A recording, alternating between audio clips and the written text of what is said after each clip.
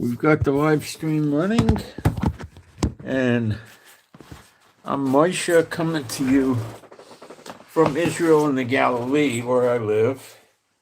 And it's the 14th of March. It's about 7:32 in the morning. Our weather, I'm sorry to say, is horrible today. It's high is 71, 63 degrees now, and it's blowing up like it's going to rain. Let me see when they're telling us it's going to rain. I don't know. All I'm seeing is cloudy all day.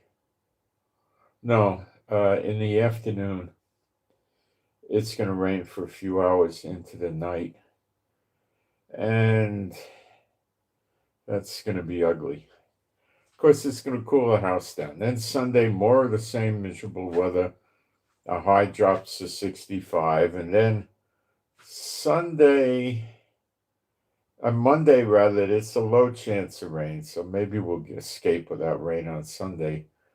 Then Wednesday, Thursday, Friday, Saturday, Sunday. I mean, it's miserable weather. I tell you, the weather in Israel is horrible. People don't tell you that. They say, oh, the promised land, the weather here is awful. It's awful. Now, are there places worse? Yeah, or the Northeast, I think, is a lot worse. New York City during the winter months, which is basically minimally November, December, January, February, March, I mean, minimally 5 months. It's usually more like 6. 80% of the time it's cloudy. You don't get sun. It's terrible. And you get ice. And, you don't get that here. You don't have to shovel the snow unless you live on top of a mountain, but it's horrible weather, I'm telling you.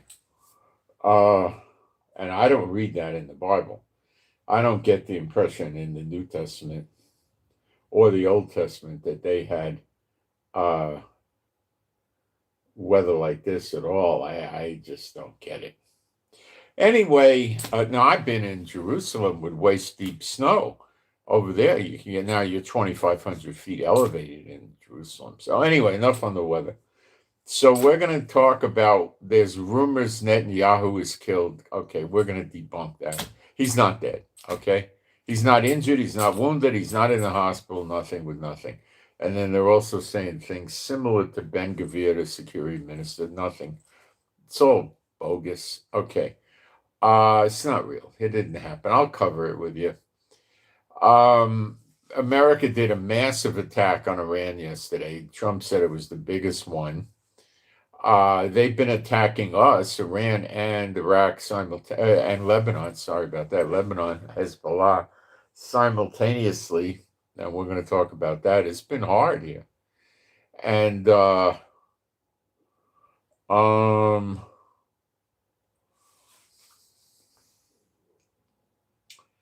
the Houthis are kind of active, but not so active. And the Persian Gulf is still closed. 16 ships were destroyed by the Iranians, or captured, or sank, or on fire, or their mixtures of the above. No, they didn't capture any of these ships. No. So that's a serious problem.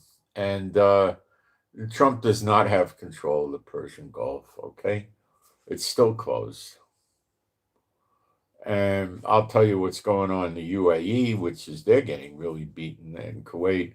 And I'm getting reports that Bahrain, I never thought they would do anything. Bahrain, it's some fiefdom with some derelict king and his son's running it. He's dead. Some rich kid, disturbed child. Satan bot, of course, is why he's disturbed. Is running Bahrain and attacked Iran. And I think there'll be more of that to come from Qatar and UAE and Saudi Arabia. They're scared. They're big babies. They're kids running the country from their parents that inherited it with a platinum spoon in their mouth. And, it's ridiculous. What the heck are they, what are they doing with a platinum spoon in their mouth, All right.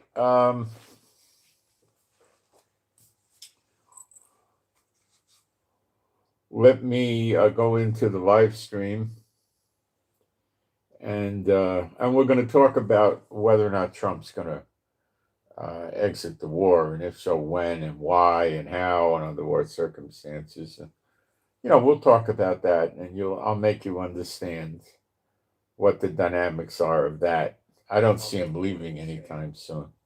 What the dynamics are of that. I don't see him leaving anytime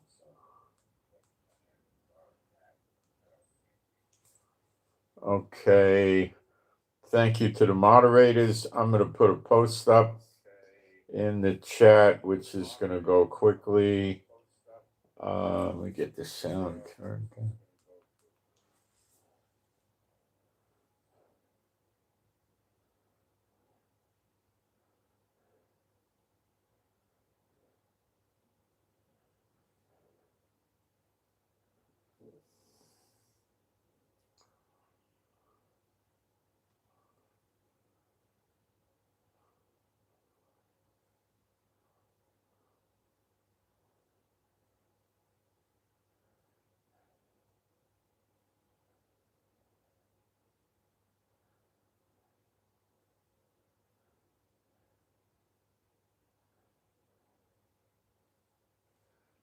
All right, let me check for typos.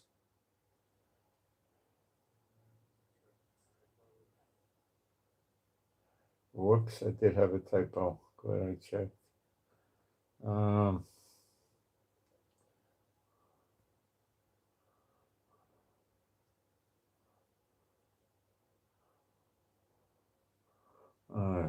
Should have been more careful. Okay, I'll get this done in a minute.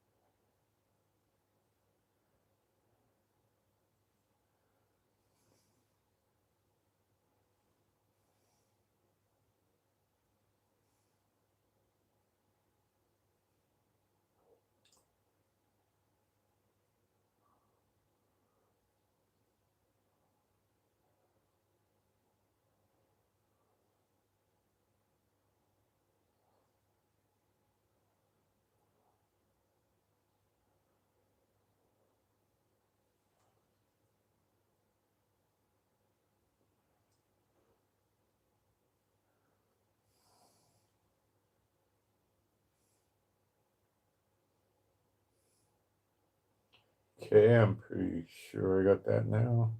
And let me post that up as a pin.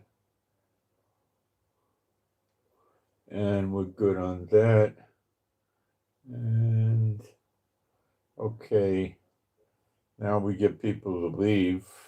Not that that's my intent, because we'll do some praise for the Lord, and that's usually when they depart. Okay, there you can join in if you like. There is no God like Jehovah. There is no God like Jehovah. There is no God like Jehovah. There is no God like Jehovah. There is no God like Jehovah. There is no God like Jehovah. There is no God like Jehovah. There is no Messiah like Yeshua. There is no Messiah like Yeshua. There is no Messiah like Yeshua. There is no Messiah like Yeshua. There is no Messiah like Yeshua. There is no Messiah like Yeshua. There is no Messiah like Yeshua. Okay. Well, we got back. I don't have the heater up very high. Let me see if I can cool it down a little. All right. So what are the rumors? Well, people that like to put stories up that sound good and they get people to, watch their channel and, stuff like that. And there's other people that don't know any better. And they believe this stuff, okay, from other sources. They're saying that the Iranians got good intel and they attacked Netanyahu at his private house, which is in Caesarea by a golf course. And let me tell you something. They've attacked that house before years ago. It wasn't there. I didn't hear about any attacks on that house anymore recently, like in the last few days. I highly doubt he's staying in that house.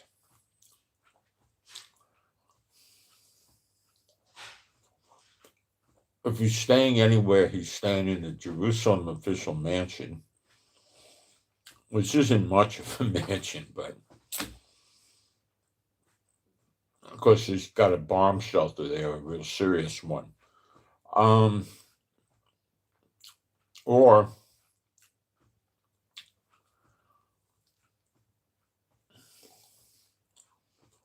he might be on a military base or elsewhere, hunkered down under the ground. Very likely. If he's in the private mansion and they send a volley of missiles, let's say 8 or 9 missiles, and 15 or 20 drones, they might be able to get him. So if you were Netanyahu, would you stay in places that are known to your enemies so they could bomb you? No.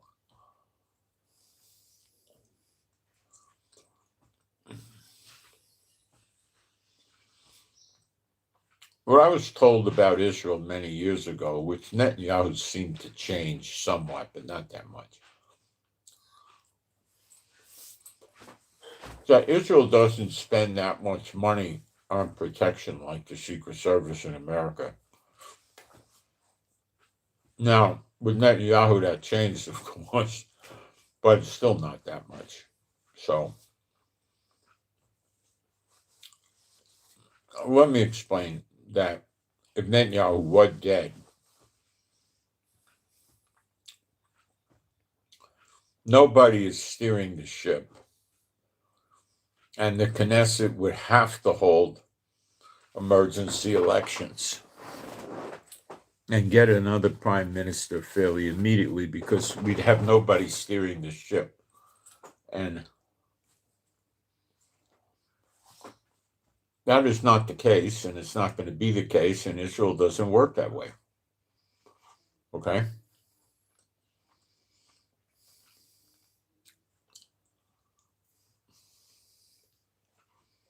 What about Ben Gvir getting injured? Something to do with a car, house on fire? I don't know. Somebody might have shot rockets at his house and it caught fire, but I certainly didn't hear anything about that.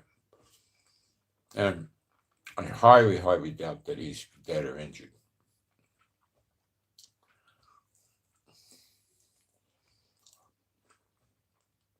Ben Gvir and Bezalel Smotrich, the right-wing leaders in the Knesset, are extremely well hated by the Muslim enemies of Israel. And they're not about to go live in their known residences. That's not going to happen.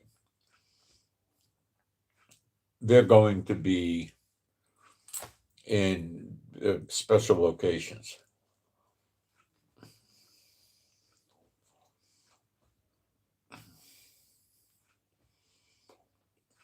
Regular members of the Knesset are likely going to be in special locations.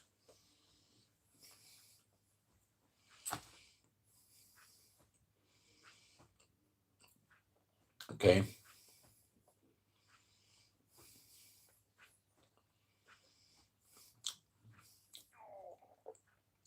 Somebody that's the deputy director of highways or director of water, or, they might not. They might just be in their regular houses. Okay? But amongst other things, they got to worry about a kidnapping, right?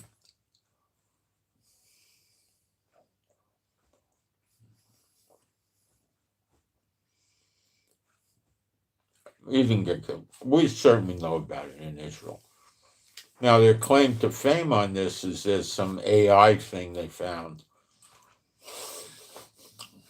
where the teeth have been modified and the fingers, there's an extra finger or something. And we see this all the time. Netanyahu, hiding in a bunker, may have given AI the speech and let AI create his image.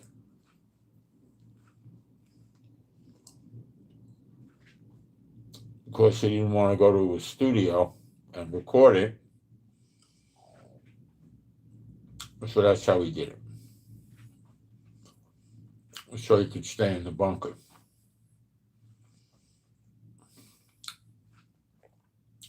When Israel's under heavy attack, he's not going to just go start parading around the streets. They won't let him. The people in charge of protecting him, that falls on Shin Bet. They won't let him.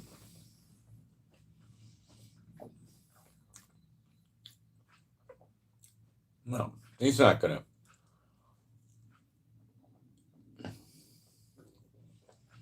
Make himself an easy target, okay? Forget that.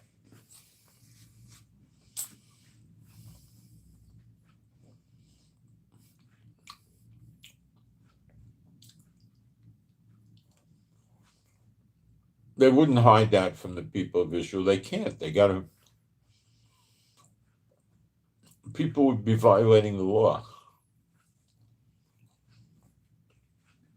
So anyway, that's the end of that. Also, Trump would be behaving differently, and he's not.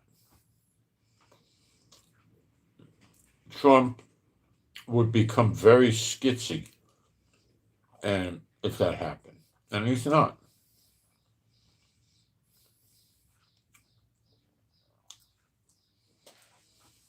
I think it was yesterday they were all running around in the White House wearing cowboy hats.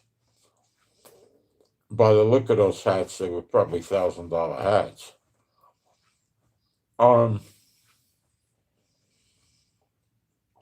Stetson makes a $5,000 cowboy hat. What happens if it rains? Yeah, why would you want to buy a $5,000 cow? I don't know. I suppose if you wanted a nice hat and your income was $900,000 a week, you could do it.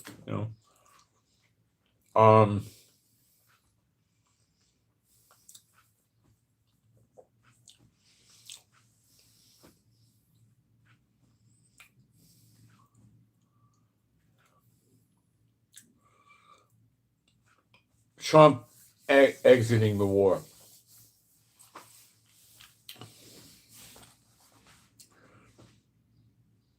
Trump did some verbiage the other day that said he's running out of military targets in Iran, and he's basically saying these people are so thick in the head, we're destroying them, and they're still sitting there playing this game with us. Now, do I think that Khomeini is dead? Yes. Do I think Khomeini's son is probably likely in a coma? Yes. Or dead, one or the other. Do I believe the IRGC generals are running the country of Iran? Yes. And that explains their idiocy.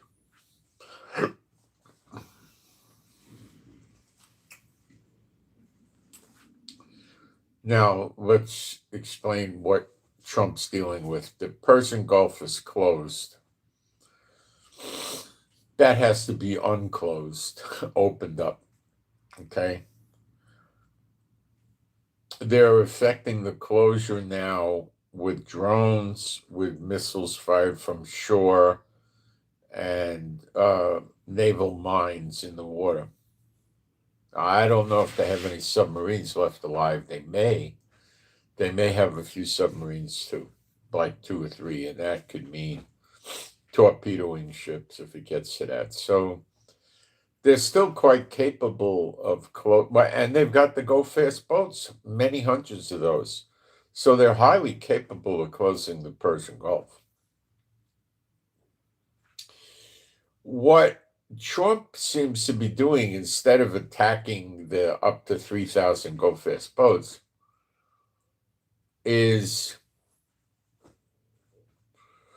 trying to disable the military in general and their infrastructure, their functional, their meeting centers, their communications, databases, all that, right?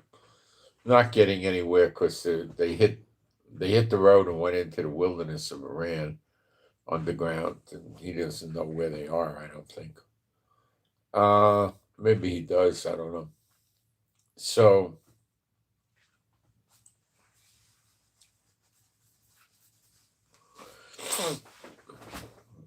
Trump's not getting where he wants to go that way, but his idea is to just discombobulate the military of Iran. So they don't know if they're coming or going, and then he wants to spoon feed the protesters the overthrow of Iran. Okay. And in that regard, he just sent over 22 or 2,500 expeditionary force Marines on some of these landing ships, which are like mini aircraft carriers. Not so many, they're like 900 feet, I think, 850, something like that. They carry helicopters and they carry vertical takeoff jets, which can include F-35s. Not that many. They might have, like a dozen helicopters and a dozen jets, or 18 helicopters and a dozen jets. They got enough stuff to give adequate air support to the landing on the shore. Okay?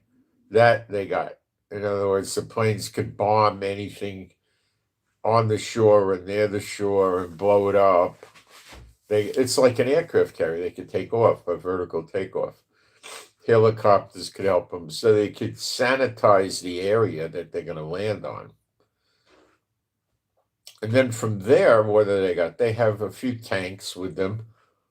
Not that many, but they got them, and they probably have a small amount of mobile artillery and jeeps and personnel carriers and missile pods that launch small missiles, and maybe artillery with the mobile artillery better. They got stuff to wage a landing, not to wage an ongoing war. They got a landing, which means they can go into foreign lands and take a piece, which might be 25 acres, it might be 10 acres, it might be 100 acres, something like that. And this is now a U.S. base. Then what happens? When they secure the land, if it was safe enough, the U.S. could send ships in with more military equipment to put up on there. Okay? Like they need to put radar up there, anti-aircraft systems. It's not so simple, then they've got themselves an operating base. So what does it look like they're trying to do? Well, there's these islands by the Straits of Hormuz. They just bombed the daylights out of one yesterday. Trump said this was the biggest day of attacks on Iran yet. They obliterated that island, but they didn't destroy the oil. So Trump is saying, I'm still trying to preserve their oil infrastructure. Why is that? Because that oil, in Trump's mind, ka-ching, ka-ching, ka-ching, is going to be run by Chevron. So he's trying to hang on to the concept of getting their oil. If anybody's supposed to get their oil, it's Israel, not him. But anyway, no, it's not Israel's land, not Iran. Sorry, no, it's nothing. I don't know what he's up to. He ain't going to get the oil. I tell you right now, by prophecy, it's not going to happen. He might have it temporarily for a few weeks or something, but that'd be it.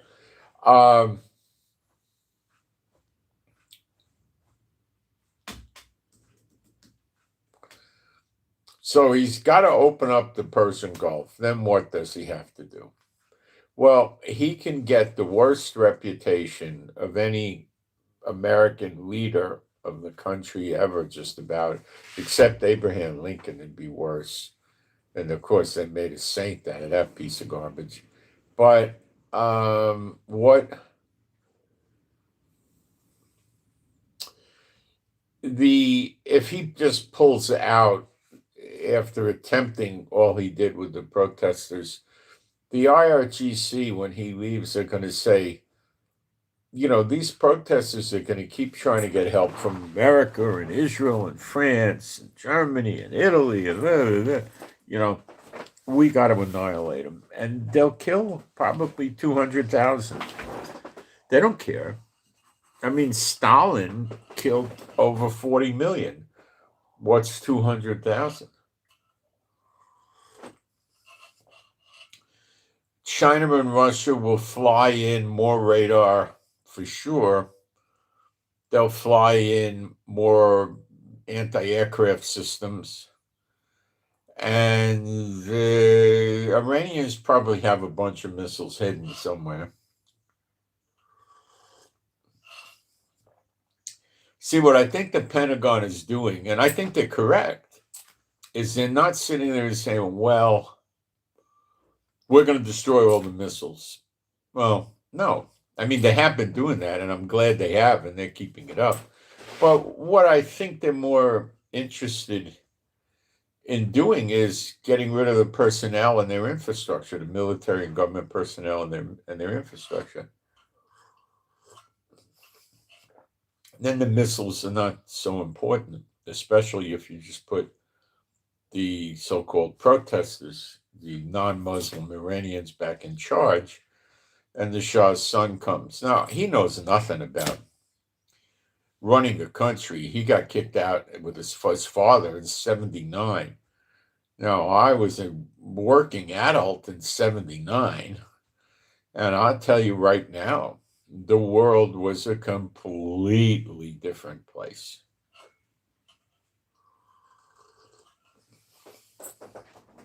Okay. Completely. I don't really see much. What was 1979 like? Well,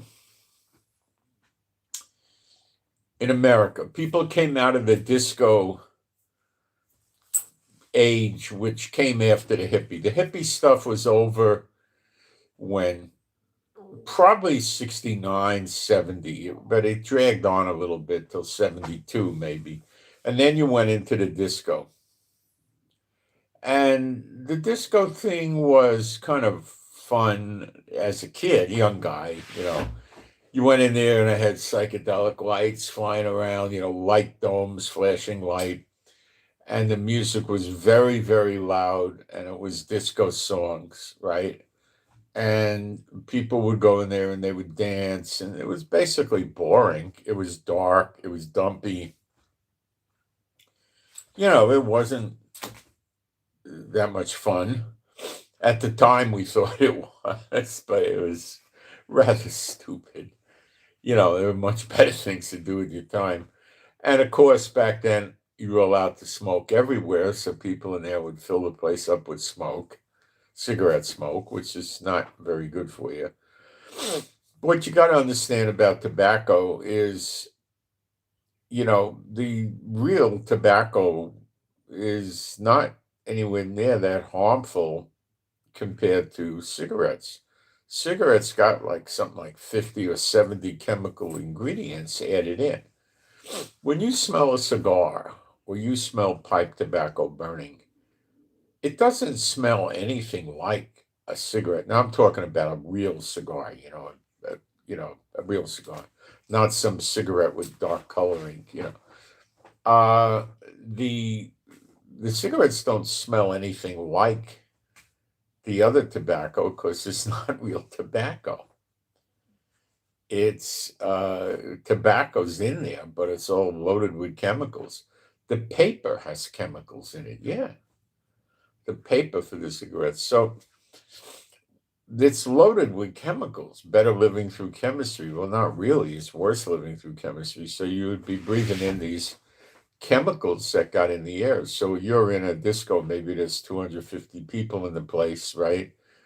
I'm talking San Francisco, and maybe not even, maybe 150.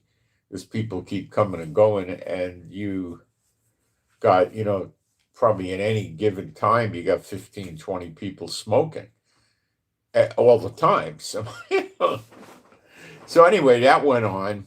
And,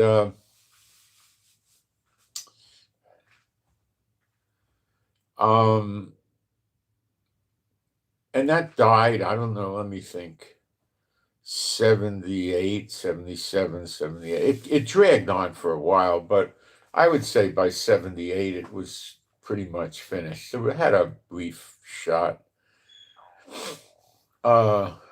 They also had, not so much in New York, but other places like San Francisco, they had the Fern bars, which was there was a TV show about that, a famous one called Friends. I never really watched it. It went on for years. And what people were doing was opening up bars, and instead of just having a bar and bar stools, and they put sofas and easy chairs inside the place with tables like coffee tables, and people would go in there, and they literally had big flower things around the place. I knew one in San Francisco was called Henry Africa's. Kind of near the roof around the whole place, he built a train track. I think it was on see-through plastic or something, and he'd run the train around up there. He had a sad ending, that guy. He really did. I was in that place, ate there many times. I must have ate there 20, 30 times. More maybe, I don't know. Hey, I used to make it. He had a really good restaurant. This guy was meticulous. He watched all his details. So uh we used to go there and get lean cod. Um I used to watch my weight real carefully then. Some sort of salad and cod with some vegetables on it. And they used to have fantastic bread in San Francisco, French bread, boudin, sourdough. Oh, and they bring you the bread. That was my downfall, eating the bread. And, but a lot of the people there for the alcohol, they never ate. They didn't want to eat. They like drinking. And they sit at the bar. So in the Fern bar, you wouldn't sit at a bar stool. You'd sit at easy chairs, so like living room furniture, old stuff they buy and put it in there. So that was what they did. But they were trying to create with that movie Friends, that TV show series Friends, that it's a really good thing to go there with your friends and sit in the bar with a bunch of drunks and cigarette smoke and just hang out there and get drunk. And it's just psychotic, it's idiotic. It's so, but okay, back to 79. The economy was so different. People today would not recognize the economy. First of all, rents were cheap. Wherever you were, rents were cheap. Okay? Big cities more than others, but it didn't cost much. It really didn't cost much. No. I was paying in basically kind of Pacific Heights, a Victorian apartment that was about 750 square feet with the parquet wood floors and all that stuff. 300, less than 300 a month. And I was right across the street from the Haas Lilienthal mansion. I mean, it was in a very nice neighborhood. I had these windows, these old Victorian windows that protruded out in the street. And if I went all the way up to the front window and looked to the right, I could see the San Francisco Bay. So if you wanted to say I had a water view, you'd be kind of stretching it, but it was there. And it was a nice place. I had one of my best friends I met lived down the hall from me there. He just died recently. That's a problem when you get old like me. Your friends die, your family dies. You lose everybody. So anyway, moving along.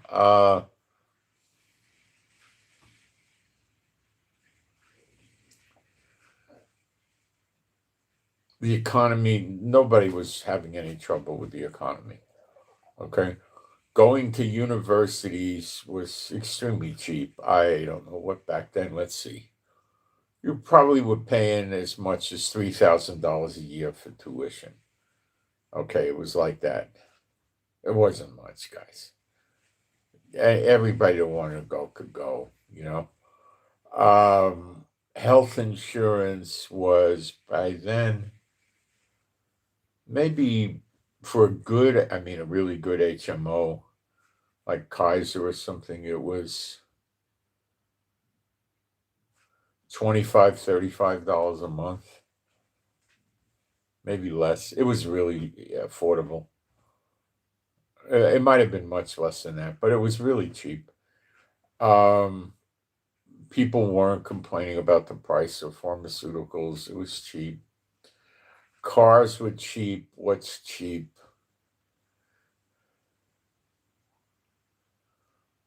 If you wanted to get like a Volkswagen Rapid diesel, I don't know, $4,000 or $5,000 for a new one, and you'd be able to drive the wheels off of that for 3 years.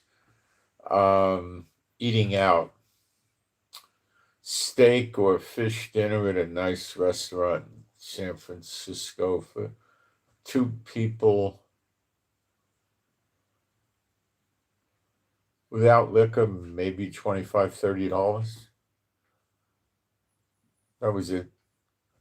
Hamburgers and fries would have brought it down noticeably. What was a drink in a bar? What was a beer? Less than $2. I think 150, 125. They used to run happy hour on some nights, usually early in the week, and they would sell drinks for 50 cents or $1. So people would get off work and go to the bar and get a cheap drink or two. Then they'd get drunk and they'd stay there. Then happy hour went off, and they would buy the drinks for $2 or $2.50, and nothing was that expensive.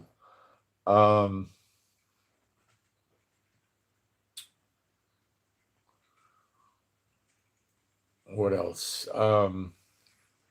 There was no terrorism. There's no worry about wars. Nobody worried about getting blown up. Nobody worried about getting bombed and missiles and drones. None of this was going on. Nothing. We had no concerns with that. There was a lot of people that were getting very agitated with the government over gun control. That was a massive issue back then, massive. And people were getting concerned about women's rights. That was taking off. It had already taken off. It was getting bigger. And then the gay stuff was going in San Francisco. The 1978 was the big gay, what did they call it? I don't know. They had a word for it, where gay people flooded into San Francisco. And it was rough because they came, they had no place to live, no money. They were kind of gay hippies, and the crime rate went up like crazy in San Francisco. But it was petty crime, burglaries, car burglaries. Was it street rapes, murders, assaults? And no, it was just crimes against property, not people. Those were your junkies that were coming to San Francisco for the celebrations. A lot of them were ex-cons, and you know, the gay revolution was peaking. Don't be hetero, be gay. That was peaking. You hadn't had AIDS yet. The AIDS came in later, 82-ish. You had the AIDS was peaking. By 82, they were closing the gay bars and the gay bathhouses and the gay nightclubs, and the people were dying like crazy. So it was a whole different world back then, and that's when this kid and his father were in Iran. This kid don't know nothing about today running a country. Okay, drones didn't exist. They didn't exist. Naval drones, flying drones, it didn't exist. Stealth jets, they didn't exist. None of this stuff was going on, you know? A whole other situation, you know? So he's just going to be a figurehead. He don't know what he's doing. Trump's going to have to put real people that know how to run a country, people that can run a military, run an economy, run banking, run the oil industry. You know, it's not going to happen. The place is going to turn into a shipwreck, the whole country. And I think Trump is aware of it. Now, he did say that if they don't open the Persian Gulf, he's going to go back to that island as well as other places and destroy the oil supply. See, once you start lighting that stuff on fire, like oil wells, and nobody's going to go there and put them out, you could have that oil well burning for a long time, months and months and months and months. It's so what would happen if Trump left like next week? Or there was a statement that he asked Netanyahu if Netanyahu could get out of the war or end the war in a week. You can't.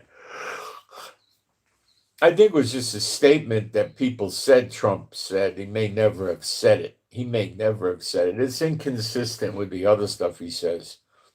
But he might have, and then Netanyahu would have talked him out of it. What are some of the things? So one thing is the Iranians, if they're still left intact, they're going to wipe out the protesters and their families, and it's going to be in the hundreds of thousands, okay? I would say at least 200,000, maybe more, okay?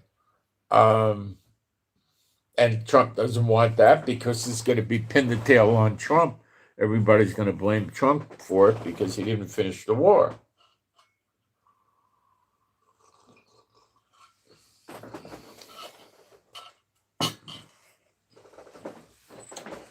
What about they just finish the ability for Iran to launch missiles? That might take 2 weeks, 3 weeks, a week, I don't know. Well, then they got a risk of the Iranians doing a ground war on some of the countries nearby, like Kuwait, Bahrain, Qatar, UAE, Oman, just ground war 'em. So if Trump pulls everything out of the Middle East and they start ground warring it, Israel's not going to do anything. Israel's going to say, gosh, the Muslims want to kill the other Muslims. Hey, I'd like a cup of coffee and I want to sit there and watch this. That's what they're going to say. They're not going to do anything. So then Trump has to go remobilize back here again to try to stop it. And that's going to take a good 2 weeks. And they could be occupying several countries by then. They are destroying the oil industry in these countries. So the problem with the oil is very deep-seated. Even if the Persian Gulf opens, their capability of producing oil in a lot of these countries has been diminished and damaged from blowing up the refineries, the oil storage facility, and eventually they'll get the wells and the pipelines. Now, it might only be 60 or 90 days to repair, but it might be 180 days in some cases. I don't know. So there's going to be issues with oil availability. In other words, oil shortages, you could say, right? And let's take a look right now at what the oil prices are for today. I didn't check today. I don't know what we're up in for, but we'll find out real quickly. What are the oil prices for today, this hour, WTI and Brent?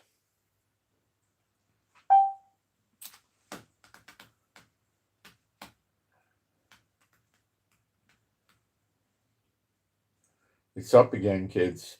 Not substantially over yesterday, but it's up. It's $98.70 for the WTI. That's West Texas International. It's American oil, West Texas, right? And the other is Brent. Think of it as Europe. It's 103 a barrel. Um,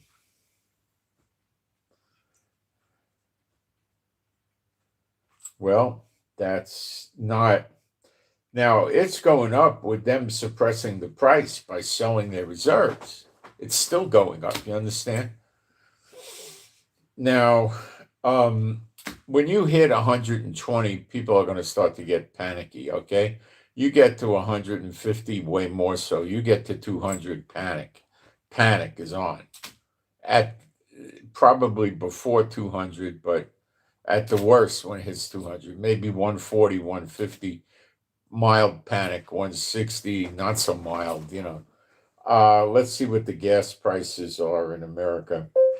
Average gasoline prices in America today and the Southern California gasoline prices for today.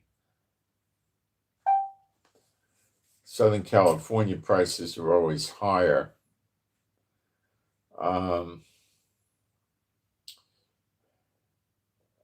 So there's different grades of gas. Okay, the average for regular is 363, mid grade 413, premium 450, and diesel 489. It's going up, guys. You're at just about $5 on diesel. In the Los Angeles area, the mid grade is 567, premium 583, diesel 621. Okay, things are serious. It's not getting any better. Trump's not opening up the Persian Gulf so readily or easily, and the oil refineries are the oil producing countries in the Middle East have had damage to them, oil and stuff like that. So no, it's not going up so quick. Let's take a gander at gold and silver, which I expect is not moving up yet. It'll move up when the crude oil hits panic level, which is not yet the case. When that happens, then we'll see the precious metals go up a lot. So we're seeing a suppressed gold at $5,017 and suppressed silver at $80.44. Yeah, they're managing to keep that relatively suppressed. People or investors, speculators, gamblers on this stuff are working more on the crude oil right now because they think they could buy into crude at 90 something and they could double their money shortly, which is interesting to them. Doubling their money in gold is going to mean, $10,034 for an ounce of gold. And that's a big stretch. Or 100, 180 something or 160, $166 for silver. That's a big one.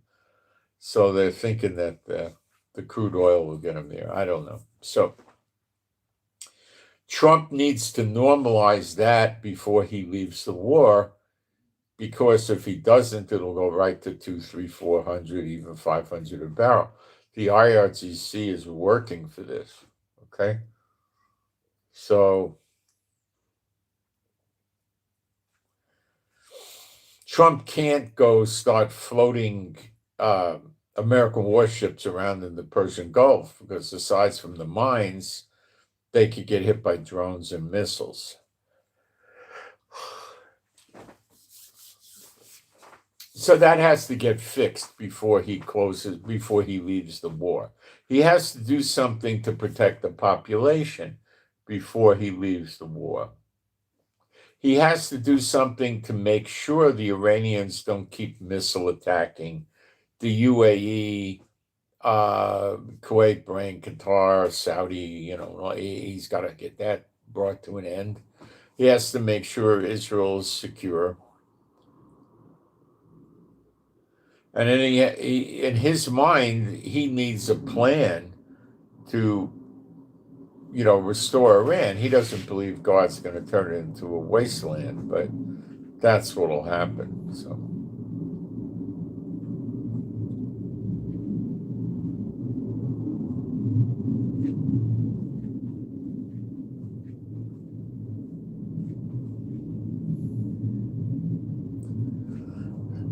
He ain't pulling out so quick.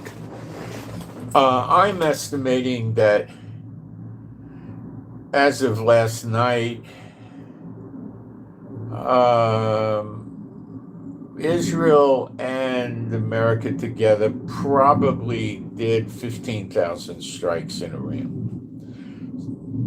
So, I mean, I could be off by 1,000 or something like that, maybe even 2,000, but it's a massive number. And it's more than 2,000. It's more than 13,000. It's higher than that. And Trump's not lying when he's telling you we're hitting all the military targets. We're running out of targets. He's telling you the truth.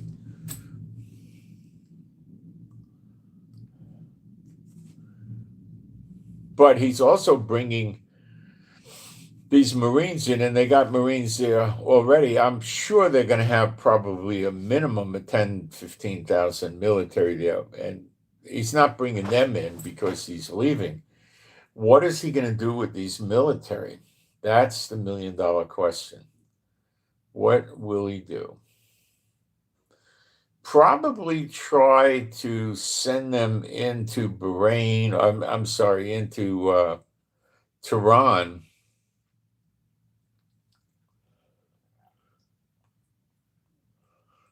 Set up a headquarters, put the protesters in charge, and surround it with perhaps 2,000 Marines with tanks, armored personnel carriers, mobile artillery, rocket pods, everything, 50 caliber machine guns on the roof and Humvees with 50 caliber machine gun, all of this. So if an Air Force were to attack the American ground soldiers in Tehran, it would be catastrophic for the ground soldiers. However, who's going to turn a military against American soldiers in Tehran? It doesn't look like anybody would. So there's no threat of air attack, okay? Naval attacks are irrelevant because they're inland. And they've got to be cautious about missile attacks, surface to surface. And if they can move in,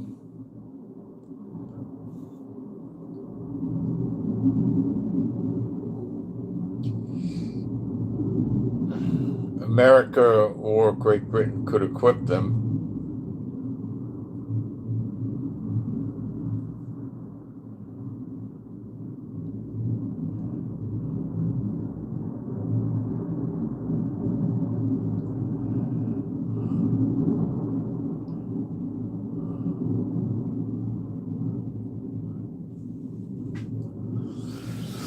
So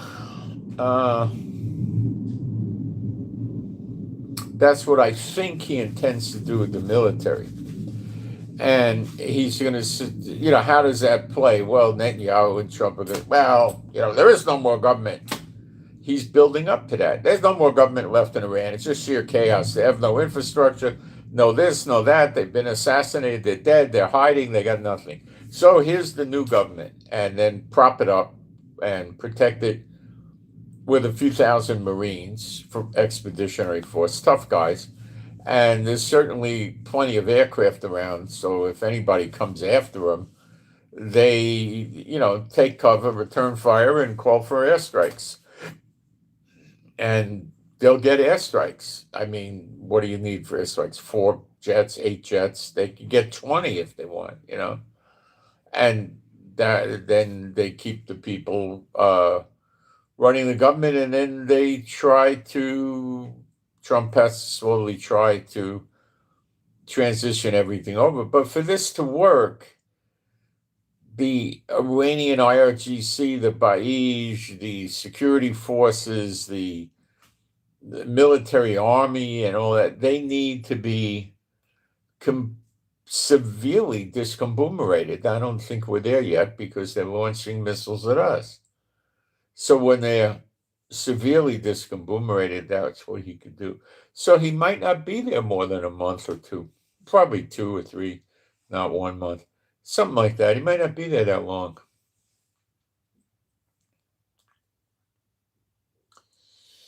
For him to go in with the military and sweep out, the military forces of Iran, you're probably looking at least 300,000 soldiers.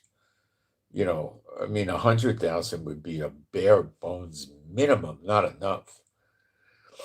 He's not raising those kind of forces. He's bringing in, 2,000, 2,500 these Marines. He may bring another 2,000 in or something like that and have them set up in another city or open up a port or a pier or use them to open up an airport that only Friends of America could use and things like that. The mistake here, the danger is he's leaving a bunch of Iranians hiding in the wilderness intact, and they've got their guns and they could raise up and mow you down.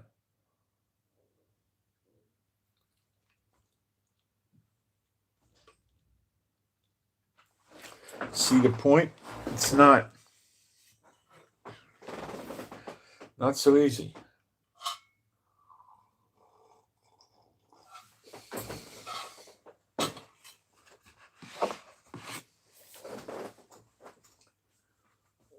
That's what I think Trump is doing. Okay.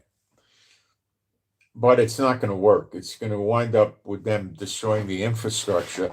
The Iranians are going to prove to be too suicidal, and the infrastructure is going to go in the country more and more. And once the oil goes, there's no way the Iranians have any other way to make money. Oh, maybe a little LNG, liquid natural gas, but that's about it. So maybe they could sell weapons, but nobody wants to see that. So they're basically, that's it. It's not going to take much. The water goes, which is in bad shape anyway. The power, the electricity goes. The dams go. Food's not coming in. It's pretty close. Then the people got to leave. And we'll cover today what the UAE did to the Iranians. Let me take a look at the live stream, see if we got any questions or comments or prayer requests. I do take prayer requests.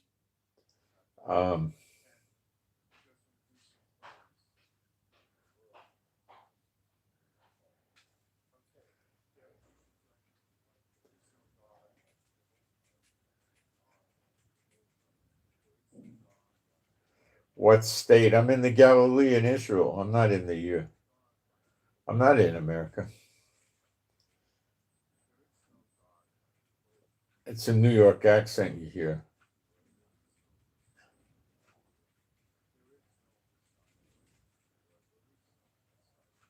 Oh, Trump says they're going to restore California offshore drilling. Good for him. What's the guy's name in California? That nutbag Newsom or something? Oh, can't refine your own oil. Yeah, I know. They're crazy. Why would they ever do anything like that? You know?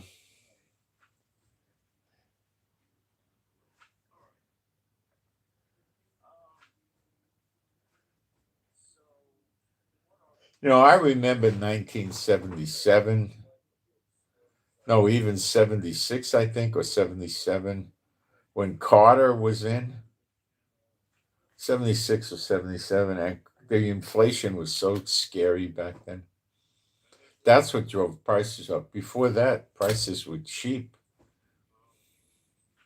You were able to get great apartments in San Francisco for $270 a month, stuff like that, right? You were able to buy new Toyotas for $3,200 a Corolla. If you needed a cheap little car, there you go. I bought one once for that. Nice little car. Um, we got stuff like this going on. I mean, it was reasonable. You were able to get on the airplanes with not guns, but you were able to take knives on the plane. To get on the planes with guns, you had to go back to 73, 74. You were still able to go with a gun. No, you were. I remember even 77, 78. I'd just walk on the plane, no metal. Maybe there was a metal detector. I don't remember. You used to go to LA a lot from San Francisco, and you just walked on the plane and bought your ticket on the plane. And it used to be $15 each way. San Francisco to LA, it's 1 hour flight. I mean, it was a whole different world. I used to go on business to Reno and Lake Tahoe with the gambling casinos, and you would be able to get a breakfast buffet for like $2. I mean, they would load you with breakfast. You'd have all kinds of stuff, meats, eggs, salads, and loads of food. And then if you wanted a big dinner buffet, it was usually about $6, $5, $6, and you would get prime rib and all kinds of stuff. Today it charge you like $50 for that.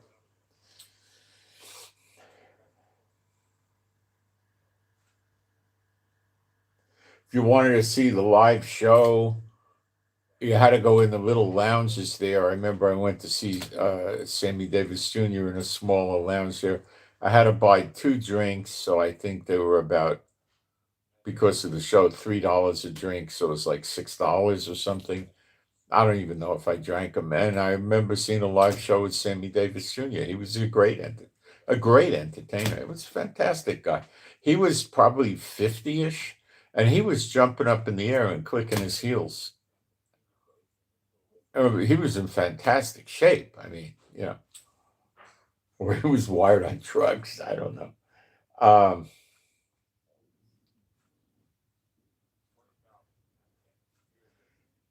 Someone says they're spending $40 billion a week so far. I guess they mean on Iran.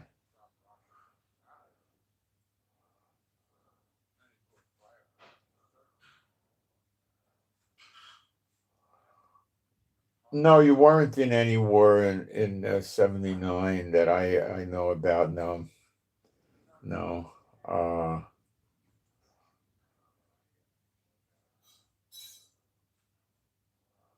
Vietnam was over around 73 or something like that, or earlier. I don't remember. Uh, Early 70s. It was around. It was pretty much over.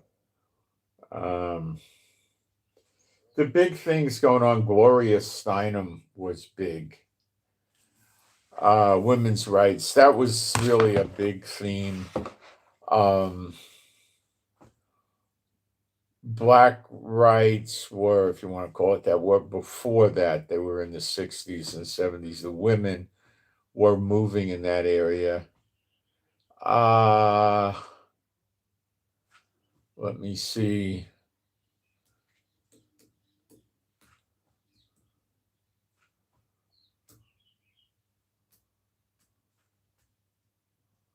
What else was going? Cars were a big thing. It was a big car community. People were buying cars. Gas was still reasonably cheap. It was way under $1. So you were paying, I don't know, you were paying 60, 70 cents a gallon for high tests or something like that. Some people were buying big engine cars. SUVs didn't really exist. And big cars existed, like Cadillacs, Imperials, Lincolns. That went on. Mercedes was making 450 SEs by then, which was a big sedan, great cars. What else went on? Let me think.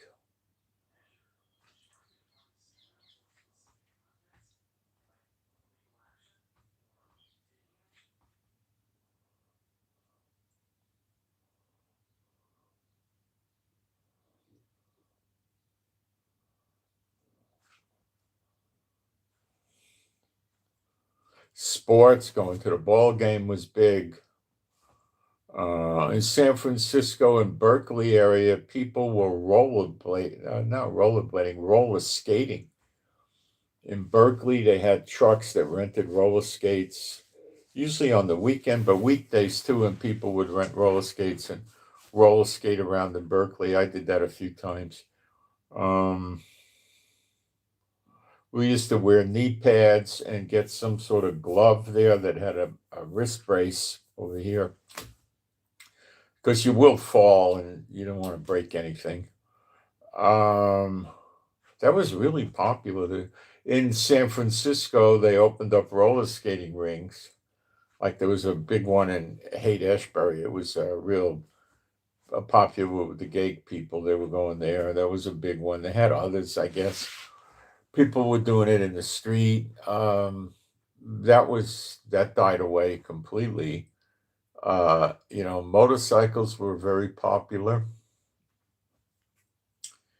Um, People liked going to the movies. They had big screen theaters then. There were huge screens.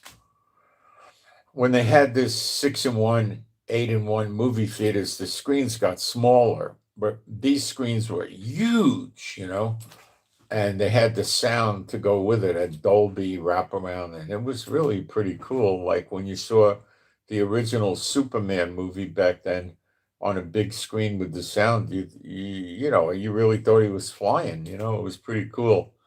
Then I remember seeing Star Wars, the first one in '77. I still remember the movie theater. It was on Gary Boulevard, and I had a 911S Porsche, and I parked it across the street. I got a spot across the street, and we went with, there were two couples, and we had four people crammed in my 911. It had a little back seat in there. And we went and saw the movie, and I didn't know what the movie was about. I had no idea. What is this? Oh, it's a space movie. It's really good. It was a huge line. We got on the line. I don't know. We went in there. We got seats, good seats, kind of center, a little to the screen, not very close, but and the theater was sold out, and we're sitting there watching, and the movie starts. Now we never saw anything like this in our life. The movie starts, and this big spaceship is coming across the screen. I mean, it's huge. The thing's the size of a city or something. And it's coming in. This was a huge screen, and the sound starts in with the engines. You go, what the heck is this? I never saw anything like this before. We never did. I mean, I was like, wow. That was before Superman came. You go, wow, that was. And then we saw that thing. The movies that used to be really big draws, or the James Bond movies back then were big draws. John Wayne was still making movies, I believe. Who else was running around? Elvis was dead in '77. I remember when Elvis died. It was sickening. I hated Elvis back then. I hated him. If Elvis came on the radio in the car, because I was working outside a lot in the car, I just hit that button, get rid of Elvis. I didn't want Elvis around. I mean, oh gosh, I couldn't stand him. Crooning to old ladies. And then when Elvis was dead, I was ready to pull my hair out. Everything went crazy. Anything on the radio was Elvis. It went on for like a month at least. It was nuts. This is what people were concerned with. you know. And then I was living in San Francisco, so I was experiencing watching all the change happen there. And um, people were very, very worried about what kind of car they're going to buy because the cars were getting really interesting. People were worried about getting Winnebagos. They were getting really popular. They had been popular for years. People were buying Winnebagos and driving around in them, and that was a big thing.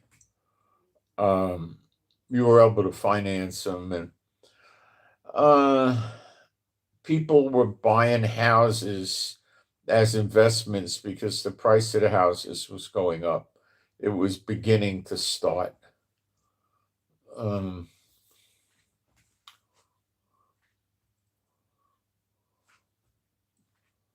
it was very much, it was interesting days. The hippies were still around, but they were greatly diminished. Most of the people that were hippies went away with it. But it was a completely different era. Everything was different. Nobody had the same concerns or worries that they do today. Marijuana was rampant. Um, San Francisco had basically made marijuana a nothing. You got a citation. They would write you like a traffic ticket if they caught you with marijuana. So it was rampant. Uh, when everything changed again, it was around 82 when AIDS hit. And that changed everything around the country. Everybody was freaking out. People were dying like crazy. The gay people were saying they were going to funerals every week. Oh, they were dropping like flies. It was incredible. Bad. I mean, people were freaked out. People were scared of everything. Nobody wanted to go to the restaurant. They didn't know in the beginning how it was spread. So people were scared. People were scared. Um, People didn't know basically how good they had it. That's what I would say.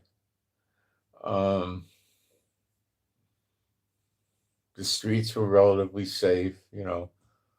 I used to run around at all hours of the night. Yeah. I was a big guy, young guy, so uh, the cruise industry never was anything like it is today. The amount of ships they had back then was probably 15, 20% compared today because we're getting ready for the ships at Tarshish. So, but back then there were very few cruise ships, and the cruise ships weren't like they are today. People didn't have balcony rooms. Only a suite had balcony rooms. They just had a porthole which didn't open. Um, they fed the people much better on the ship. There wasn't much to do on the ship. It had a pool. You could lay in the sun. They used to have skeet shooting on the ship. You'd shoot off the deck of the boat. They, you can't do this anymore, but I mean, because of terrorists, but they had real shotguns with birdshot, and they would launch the disc, and then the people would shoot the disc over the water. Of course, you were contaminating the water, putting the lead pellets in the water and all that, but they were doing it back then. That was a big attraction on the ships. Was that, and it was a lot of it was stopping at the different ports. That's the same as it is today. So the shows still went on. They weren't as big a stadium, well, big as seating as they have today. The capacity of the ships was much smaller, 1,000, 1,500 on the bigger ships. That was it. The ships didn't have the gyros, so they would buck around with the waves and the rough weather. It was not good. People would be throwing up. The food was way, way, way better. The cabins were nicer. Um, it was, not a big deal. Nobody was doing it. It didn't, Disney was still popular. I don't think they had the other parks, but they had Great America. They didn't have a lot of other parks. The television was altogether different back then. We didn't have um, streaming. We had no internet. There wasn't any internet at all. It didn't exist. Did we have cell phones? No, we didn't have cell phones. We had hardwired phones in our house with answering machines. That's right.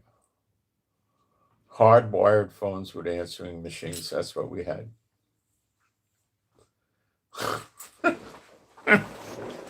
And you had cable TV came on in the late 70s in California. It was about $9 a month. They hooked it up. You had a little capacitor thing like this and a cable, and they screwed it in where your antenna was. And you got very, very good reception. You didn't have to worry like with rabbit ears. So you got very good reception, and you got maybe 12 stations. That's what it was. Now, at that time, some of the bigger cities like LA and I guess Atlanta, New York, Chicago, they had pay movies. We were able to buy the same movie that was in the movie theater for your house. They had that. We didn't have it in California. So the cable never really got that good. It just got more stations, and then you could pay extra and get adult stations. You could pay extra and get sports stations. You could pay extra and get live music stuff from concerts. Things like this were going on. And people were still going to nightclubs and watching live shows. Yep, we used to. It was cheap.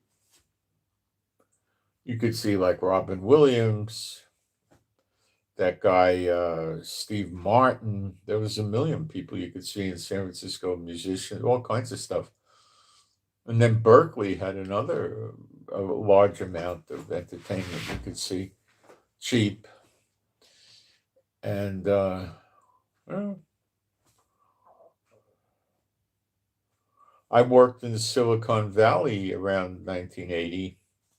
I commuted from San Francisco, and because there was a drop in the economy in San Francisco, so I went to work in Silicon Valley. But when you read a drop of the economy, nothing like it is today. Gold, I think, was, I don't know, maybe $50, $100 an ounce. I know one of the guys in the company I work for bought a watch. I don't remember the name of the company that made them. They're still around today. They took a $20 gold piece, a real one, and they sliced it open. And they took, I guess they had to take some gold out of there to make room for the components of the watch, the battery and the electric parts. They made a digital watch. And they put the pieces together, and then they put the watch case over the $20 gold piece with the glass and the winder, the crown. They call it. The glass is the crystal, the case is the case. The bezel is the part that goes around. And they were selling those, and it was a very popular thing. Everybody was buying gold. Oh, gold was maybe more. Maybe it was 100, 120 back then. It could have gone up a little. And people were buying all kinds of gold chains. People were wearing them all over their neck, gold bracelets, all of that, and gold watches and gold rings. And they were doing all that stuff. That was a very popular watch. The watches then that were attractive were thin, small watches. And then the Pulsar came out around that time, and it was the price of a gold Rolex back then. It was. Elvis had one, and people were buying them. They were It was a dark screen watch with red LEDs or something in there, and uh, to get it to show you the time, you had to push a button on the watch. It would light the numbers up, and it was a digital display, and it didn't give you the date. It didn't give you the date. It didn't give you anything. It just gave you the the hour and the minutes and the seconds. And they were $3,000 or $4,000, and people were buying those. I bought one for about $30 or $40. It was an off-brand, and it lasted a while. It was kind of cute. Um, and then I remember I got a Casio watch, or it was Citizen. No, it was Casio. It had a calculator on it. You had to push it with a pen. You could get it with your fingers. You could do add, subtract, multiply, divide, and you were able to go up to 6 or 8 digits, something like that. And you were able to do basic arithmetic on there. And it had the time, the day of the week, and the day of the month. And those were maybe $100 back then. If I remember, you couldn't use them in the water. You had to take them off when you took a shower. You couldn't use them. Then that was big. Oh, water slide parks were starting to get popular. That was it. People went to racetracks and watched the horses run. I don't think people do that much anymore. People went to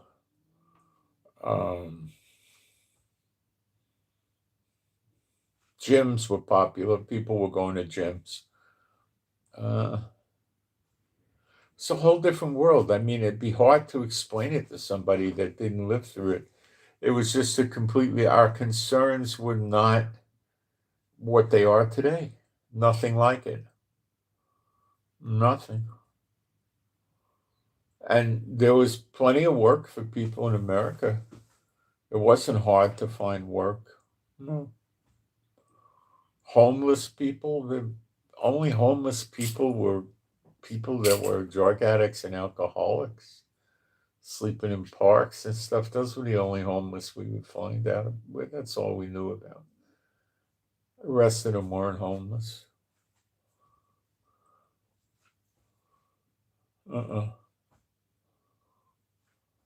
Yeah. It was a whole different era, you know. Taxes weren't as bad.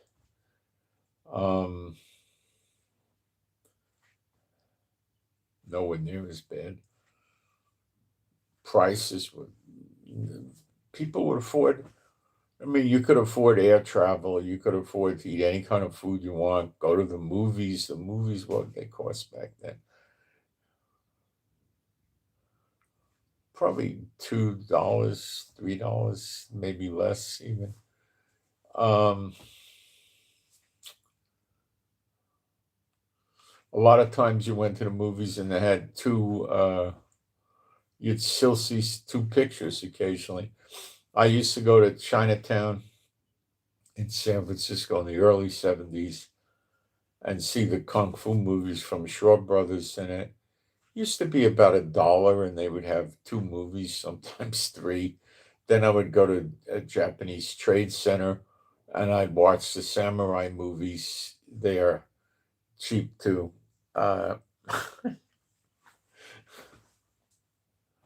Used to eat great food all the time, you know. Clothing was cheap. What was expensive back then?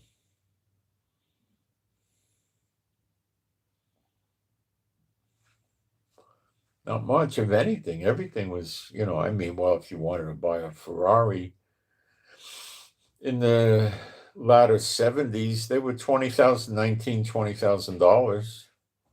What are they today? 400? They used to have these Ferraris. I don't remember the name of them. They were 6 or 8 cylinder Ferraris, and you used to get them used for a few $1,000s, and they had like an open roof. And guys used to buy those in San Francisco and just leave them out on the street. Ferraris, It was so they paid $3,000-4,000 for them. They were fast. They'd probably go 130 on 140, a cheaper Ferrari, a nice little cars, people would buy them. I think Harleys with $2,000 for a big 1200cc Harley.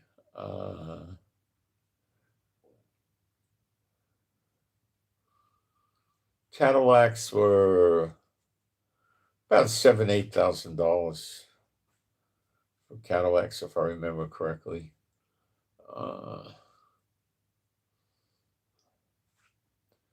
Cadillacs were still very nice cars.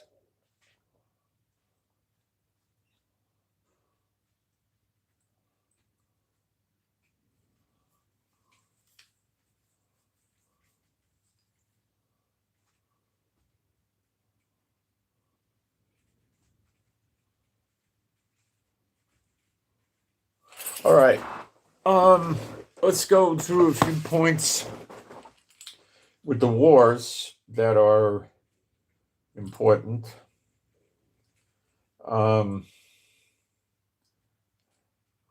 So don't think Netanyahu's dead, and don't think that Trump's pulling away so quick. He's got a lot of work left to do.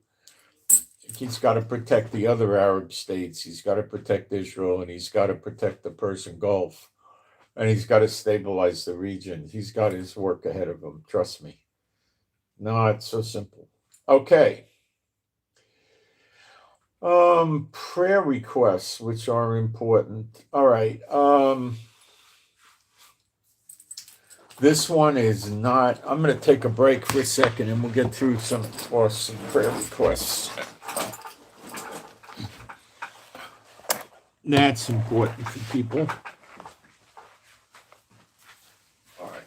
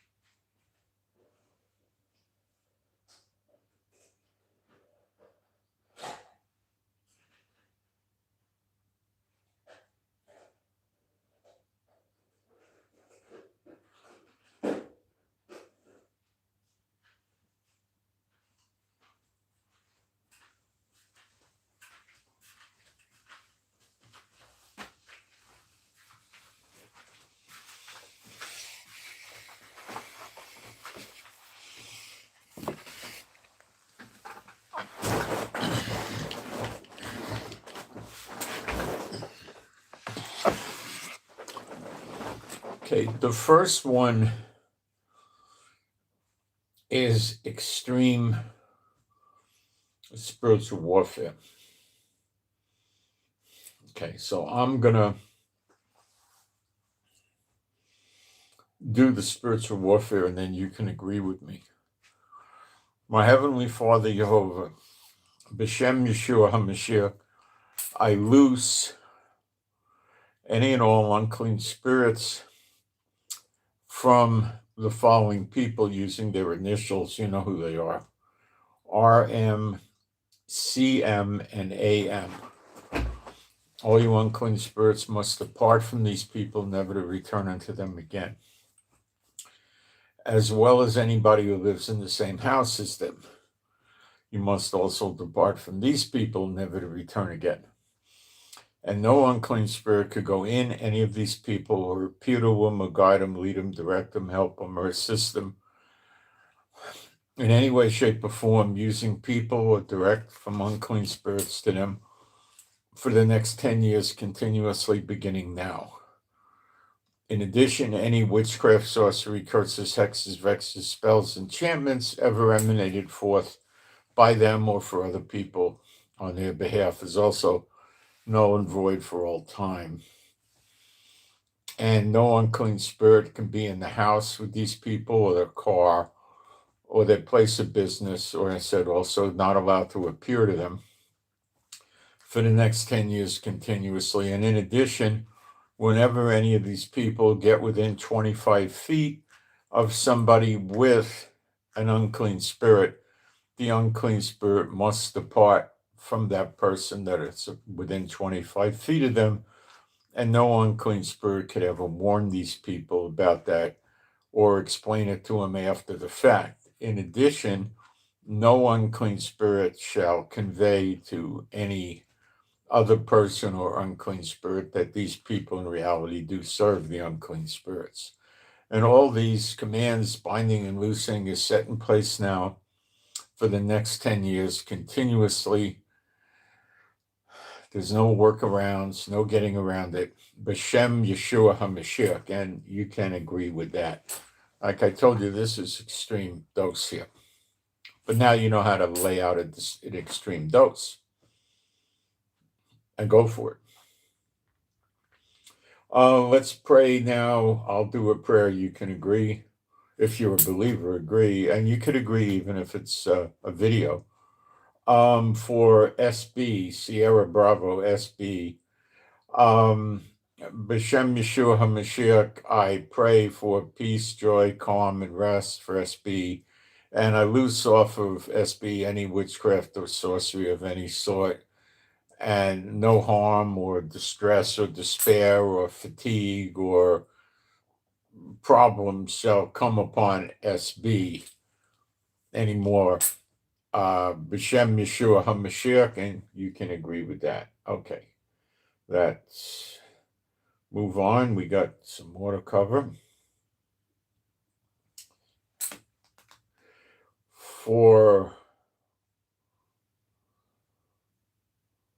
I better hold on. I got to check the initials here. I may have made a typo. May as well get it right. No, I know what I did. Okay. I made a ad lib, a set of initials based on the person's screen name. Okay. That's why I thought I made a mistake. Okay. Person didn't send me initials. That happens. But we're still going to go to work. Okay. I'll put a prayer request out and you can agree with this. This is my Heavenly Father, Jehovah. I pray for RFI. You know who that is. RFI needs a new house to be more peaceful and comfortable, or the existing house needs to be made more peaceful and comfortable. This person's in the last month of pregnancy. And I submit this to you, my Heavenly Father, B'Shem Yeshua HaMashiach. And I loose, and you can agree with that, and I loose any unclean spirits out of any person in the same house that RFI is using. Depart from all these people, never return unto them again, and no unclean spirits shall be in this house anymore for the next 10 years continuously. Any person that enters into the house, the unclean spirit has to exit before they get in. No unclean spirit can appear in this house or cause any problems in the house or cause any problems for RFI again.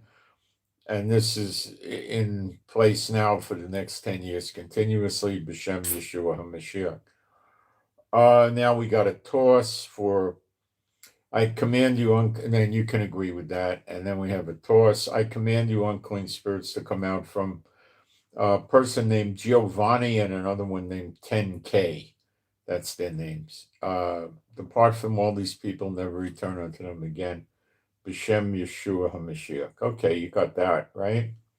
And you can agree with that. And we have one more for SB. Apparently, this is a different SB. For Sierra Bravo, I pray that this person gets healed from a kidney stone situation. For SB, gets healed without needing the medical procedures, healed from a kidney stone situation. B'Shem Yeshua HaMashiach, and you can agree with that if you're a believer as well. Okay, so we covered that, and that's very important for people.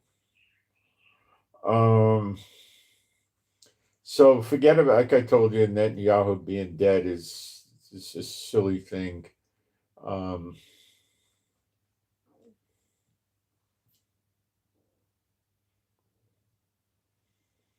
wouldn't put much stock in that.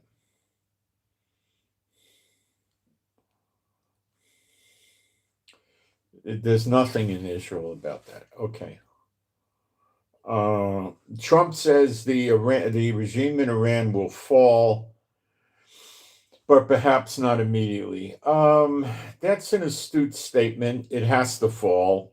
Economic collapse minimally, but they got food and water issues coming up and healthcare issues, and yeah, he's got a handle there.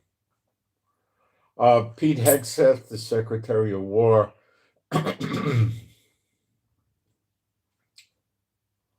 He's saying when the Iranian government people in the military look up, they see two things on the side of the plane: the stars and stripes and the Star of David. Yeah, that's it. But it doesn't work that way because they're insane. Okay, so when you're dealing with insane people, some of you might remember in the 90s they had books and movies about a serial killer with Anthony Hopkins called Hannibal. He was a doctor, very smart but crazy. Yeah, that's like the mindset. The Iranians aren't as smart as he was, but they're just murderers.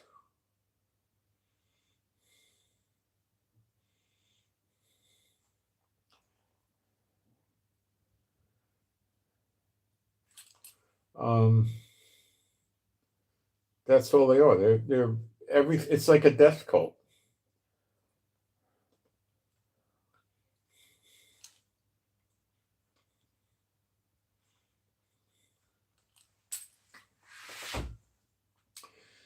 They should have known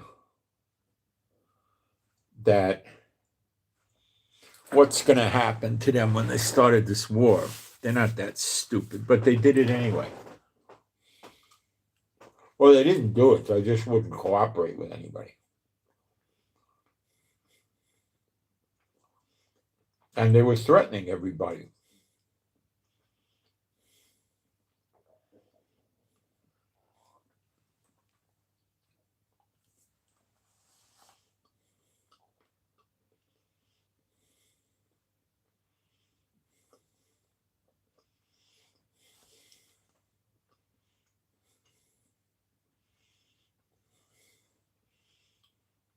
I saw in Iran they put pictures up of Trump,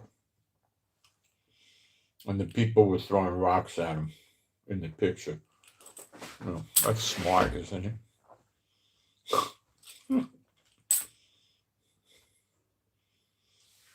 You see, if it's just a picture, Why would you throw a rock at it? It's idolatry.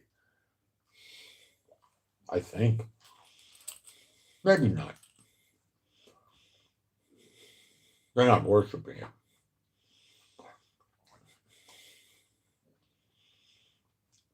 But why would they think throwing a rock at it does any good? See, it's silly.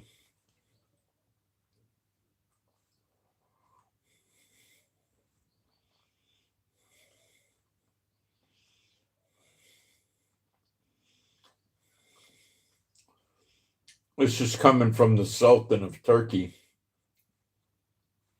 No, a lesser Sultan, the Minister of Transportation. Iran has approved one Turkish ship out of 15 that are waiting to safely cross the Straits of Hormuz. This is the only ship among the 15 that has left an Iranian port. Well, these are not ships waiting to get out of the Persian Gulf. These are ships waiting to get permission from Iran to go in.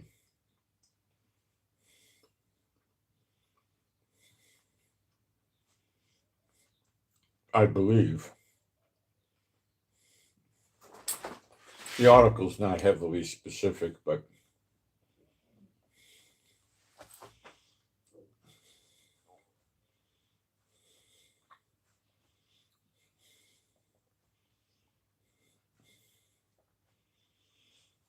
we think that we killed the head of the Iranian Army Intelligence Service.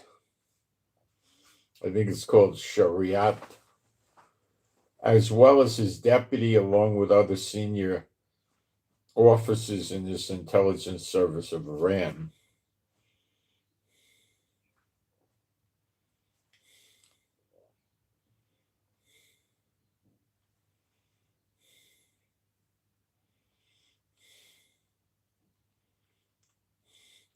I don't know if America's using any female pilots in this attack. We do.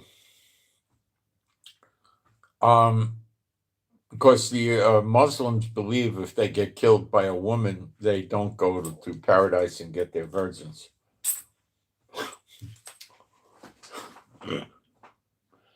Oh.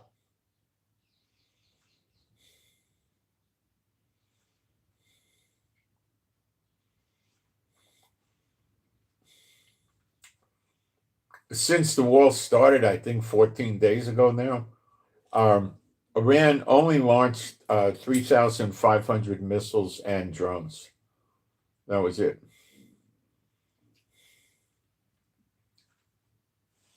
They got clobbered pretty good right away. As a minimum, 16 oil tankers, cargo boats, and other commercial shipping, which could be container ships or whatever, fishing boats, whatever, have been attacked in the Persian Gulf.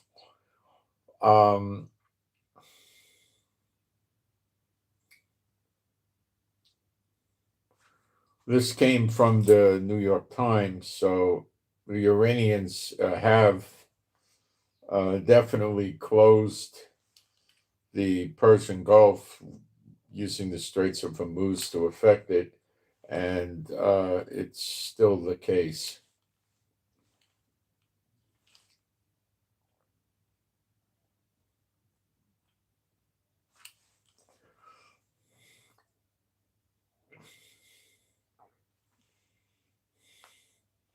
Remember, they're keeping oil prices down from $200 and $300 by using their reserves, but that could be the snare because they're going to run out of reserves. Everybody got to run out of reserves. Then it's going to go up. It's starting to look maybe that Modi of India is going to join the war. Let me explain this to you. According to official statements, Modi told the Iranian president, not the supreme leader, they don't seem to have one of those anymore. He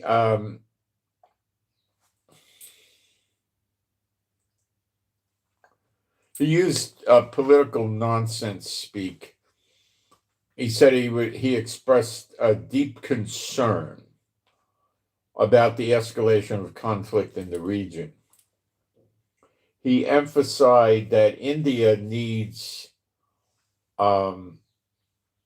uninterrupted transit of goods and enough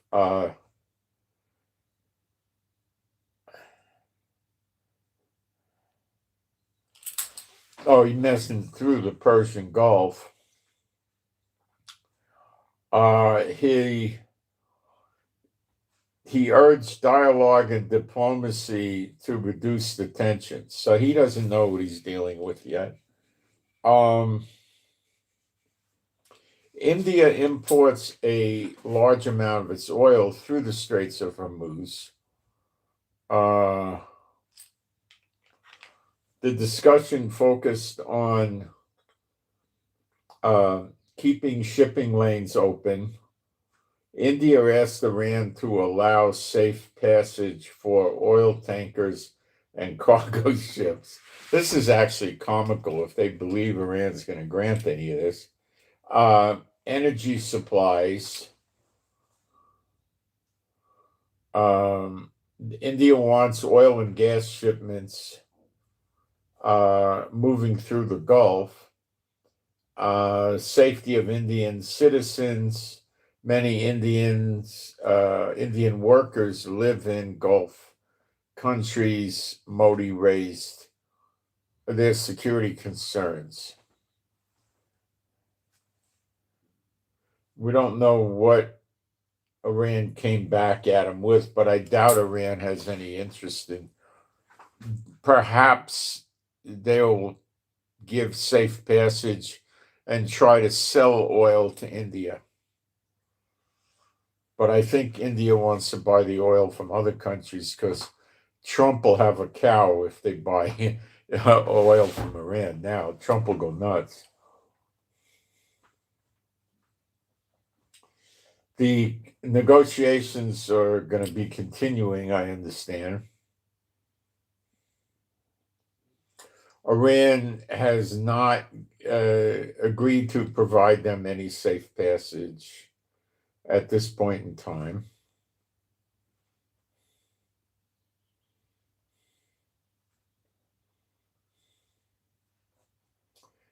And I don't know if they ever will.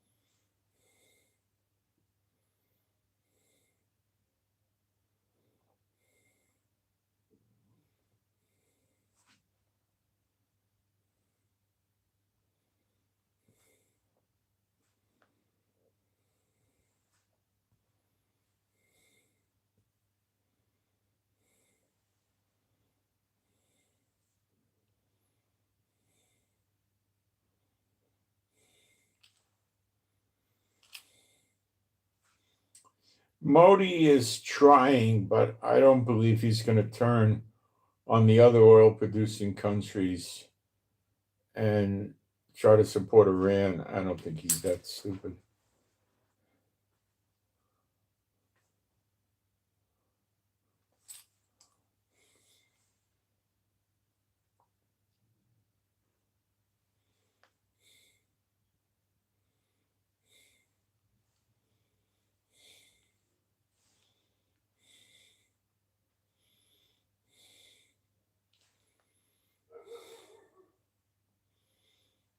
I didn't get up for many sirens last night, but that's not a fair representation of what happened in Israel, because Israel got hit a lot last night.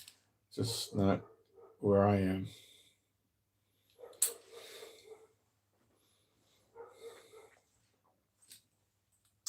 Canada, of all people, is expanding their military presence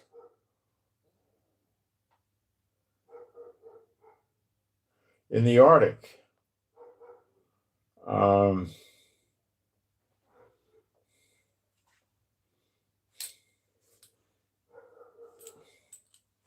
That seems to be consistent with end times. Jeremiah 50:51. I don't know to what extent or what they expect to get out of it, but it does start to look real. Like maybe getting friendly with China, Russia, North Korea. I don't know.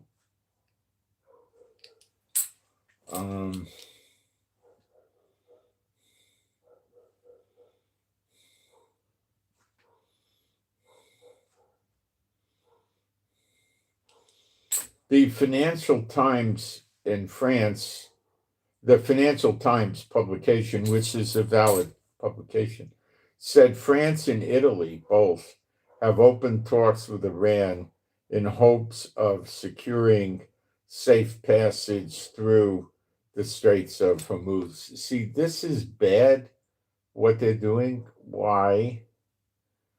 Okay, why is it bad? It's bad because it's empowering Iran. It's going to Iran and saying, oh, we want to know if you'll allow us safe passage. You see, that's a problem, because it's going to give Iran a big head, and they're going to say, oh, look, we're winning. People are afraid of us. This is a problem. It is. And yet it's going on.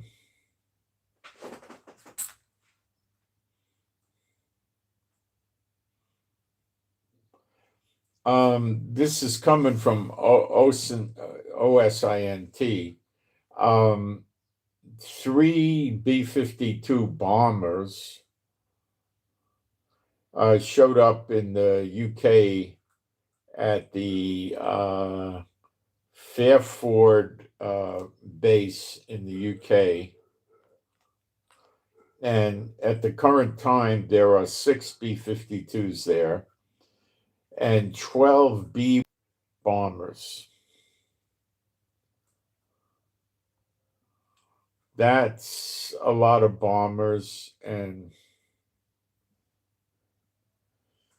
there's stealth bombers with the B-52. So they're still going to work.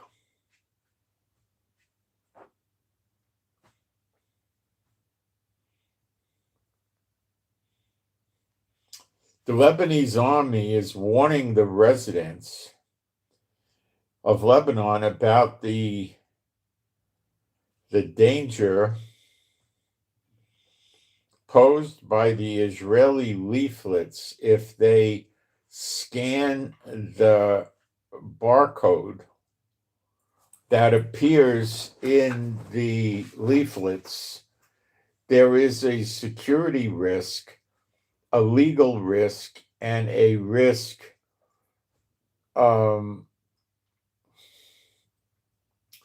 that phones scanning the codes may be hacked.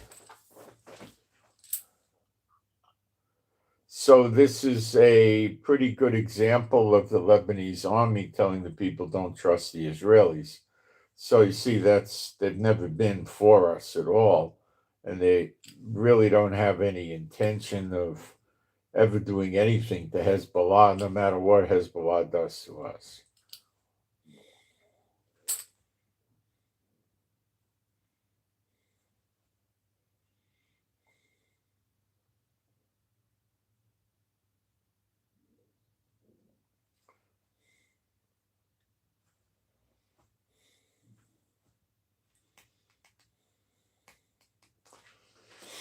So Iran, in another act of defiance, is putting bounties on the heads of American officials.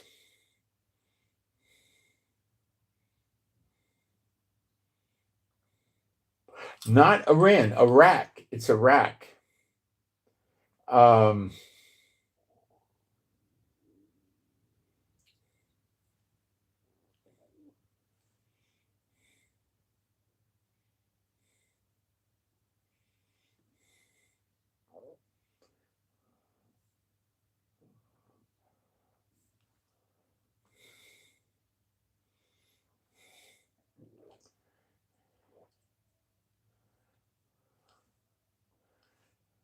so Iraq is offering bounties. They're going to go on Americans, on Americans.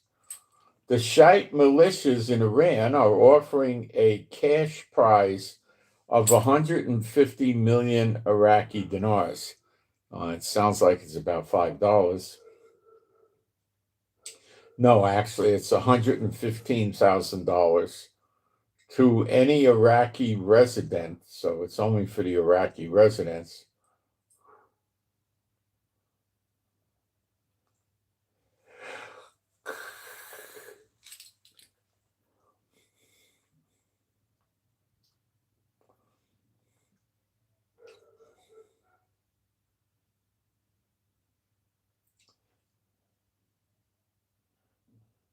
They're looking for the Iraqi resident to provide information leading to the capture or elimination of senior officials in the U.S. Army of American intelligence agencies who are staying in Iraq. So they're also going after military intelligence agents.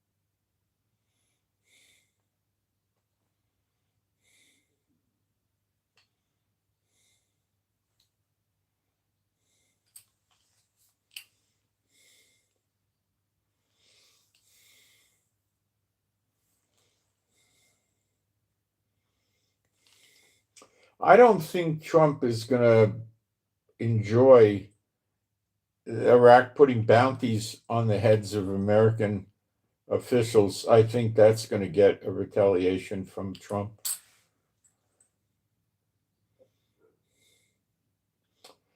This came out of ABC News. A Marine unit of 2,200 Marines, this would be the Expeditionary Force, I believe, on board 3 amphibious ships.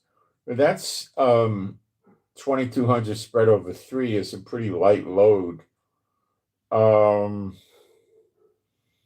These are landing ships.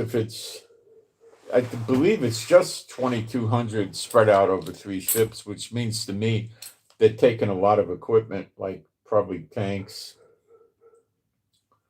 or maybe more aircraft. I don't know.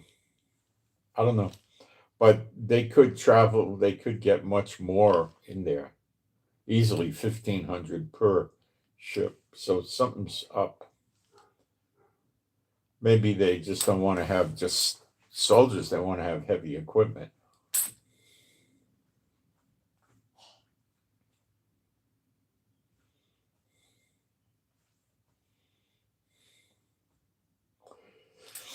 This was interesting. We'll cover this because it's a very significant interest. A ship containing 90,000 US dollars worth of rice on the way or en route to Toronto Food Bank was hit in the Straits of Hormuz. Fortunately, the food bank has backup with the rice. So the jerks hit, they don't know. They just hit, you know, food, rice. Oh, let's hit it. They don't know who it's for.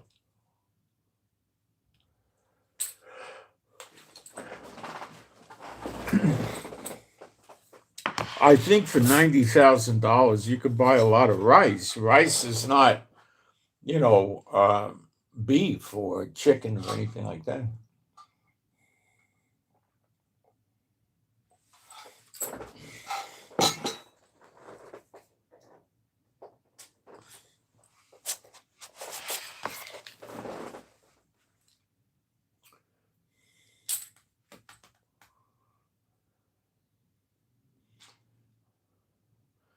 There's these forces in Iran called, I'll spell it, Basij. We don't have words like that, Basij.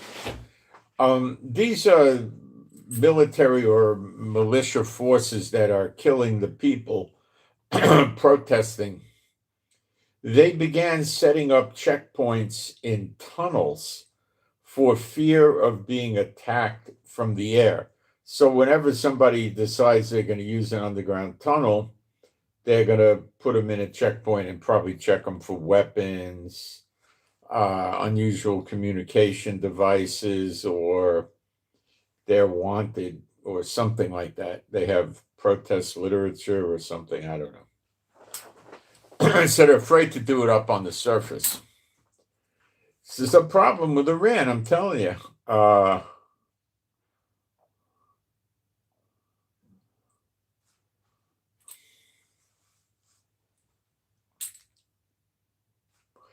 There was a video where the Basij cop was yelling into the phone after being attacked by a drone strike. Why don't you understand? They attacked us, and none of the commanders are responding.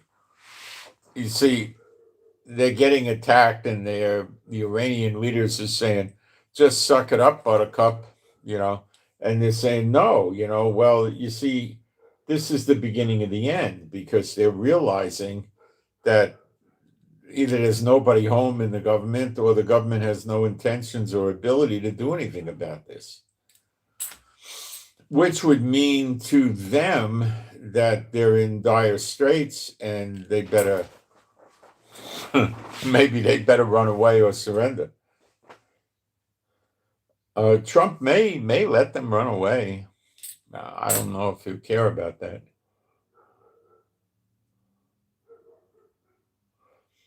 So yesterday was the heaviest bombardment since the war, and we heard that 2 or 3 times so far from Trump.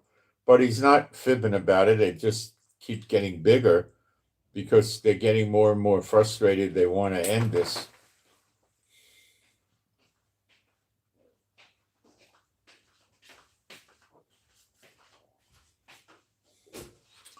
They're especially decimating the IRGC. That's a special area they want to eliminate. That stops the protesters from running the country, IRGC, and the Basij too. So I don't know how many thousands of them they've killed, guys, but with the security forces and everything else, Iran probably hits about 1 million. So to really dent it, you're going to have to cover at least 100,000. And I don't think Trump's going to go on that sort of a massacre. He's going to blow up their infrastructure.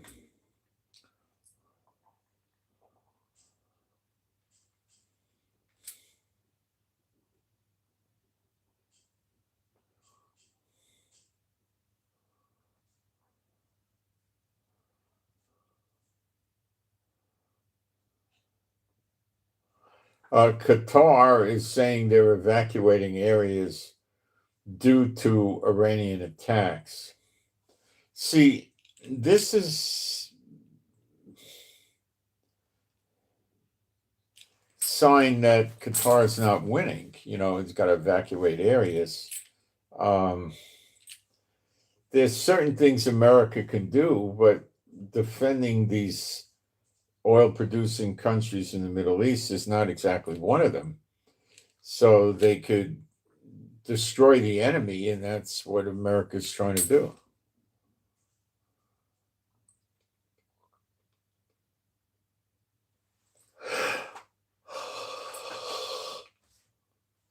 They're telling us that the IDF is planning a massive invasion of Lebanon, and we're calling up more soldiers to not only help the invasion, but to also secure our border in case these idiots decide they want to try to do an October 7th and push in.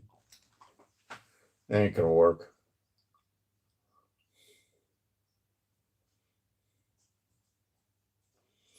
So the Iranian cluster bombs last night caused damage at multiple sites where they were hitting with these things last night.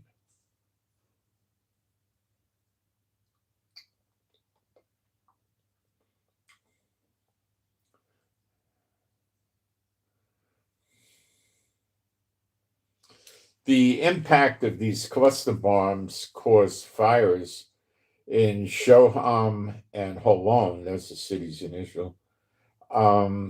They hit an empty school in Rishon LeZion, and that's unpleasant. The IDF is saying 4,000 to 5,000 Iranian soldiers and commanders were killed during the war, the last 2 weeks, I guess. Senior intelligence officials targeted overnight. So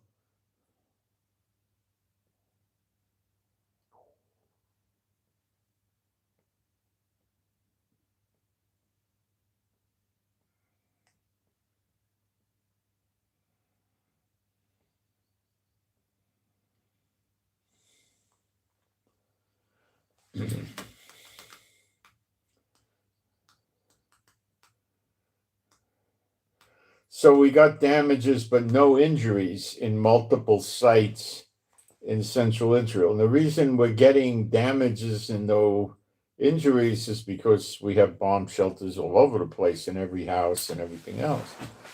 The rest of the world doesn't have that, kids. I keep telling you that.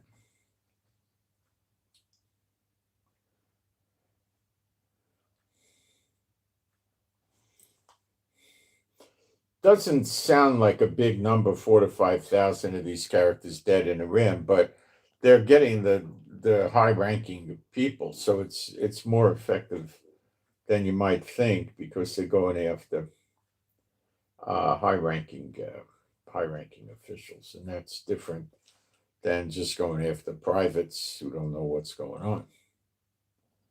Okay.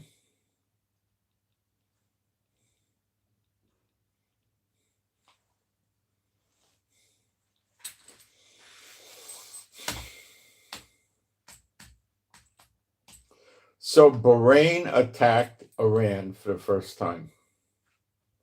The New York Times said that. It's amazing. I didn't think that guy over there to have any guts, but I guess he just got mad. They're attacking his country. He just said, okay, I'm going to get you now.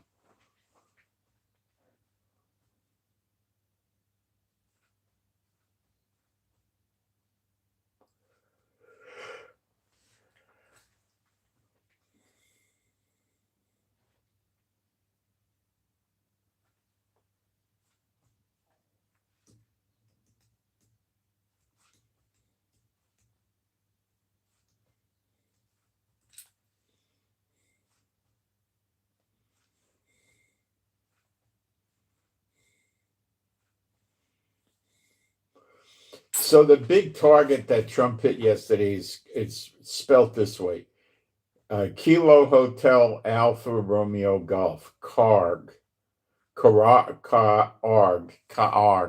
I really don't like the Arabic and the Farsi tongue. I detest speaking it, but that's what it is. Our responses are most powerful they were and sophisticated that the world has ever known. But for reasons of decency, we have chosen not to wipe out the oil infrastructure on the island. However, should Iran or anyone else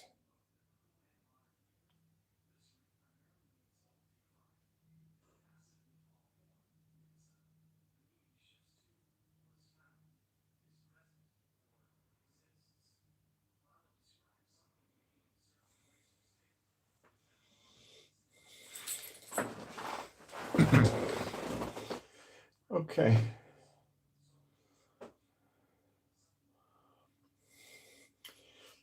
That's not a truthful statement. The truthful statement would be more like a Russia. Trump realizes that the Iranian people need the oil to survive if they're going to be viable as a nation without the mullahs, and he needs it for his buddies, in the oil companies to run it.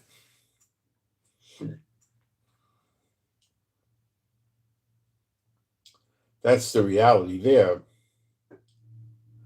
He's saying, should Iran or anyone else do anything to interfere with the free and safe passage of ships through the Strait of Hormuz, I will immediately reconsider this decision during my first term and currently I rebuilt our military into the most lethal, powerful.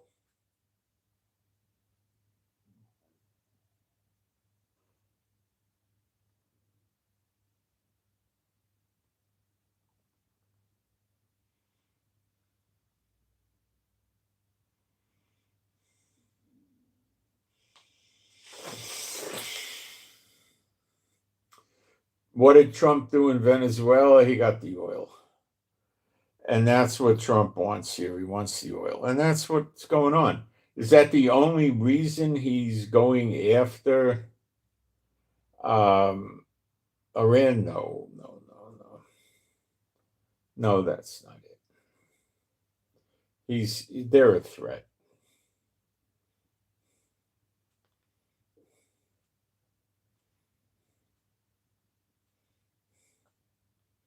And then Trump goes on with his rhetoric about the nuclear weapons. Iran's never going to have a nuclear weapon. Yeah, okay. Very impressive, Trump.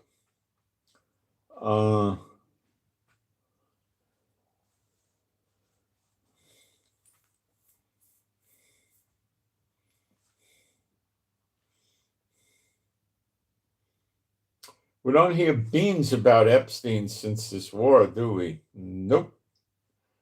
Trump made sure that stays out of the news, right? Some publications carry the Epstein story. They're not going to get any news about the war, I'll bet. What they're telling us is Iran had plans to take over the entire Middle East, I believe that, and completely erase Israel, just like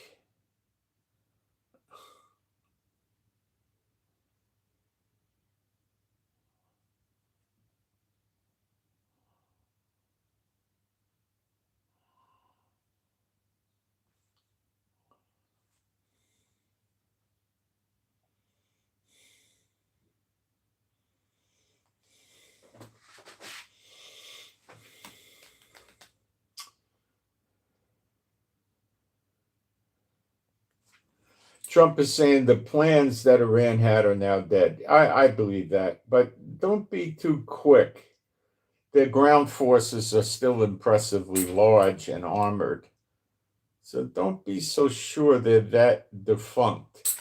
They may be very shortly defunct in terms of drones and missiles, but they probably will easily muster 7, 8, 900,000 ground troops with armor to protect the country or to invade another country nearby.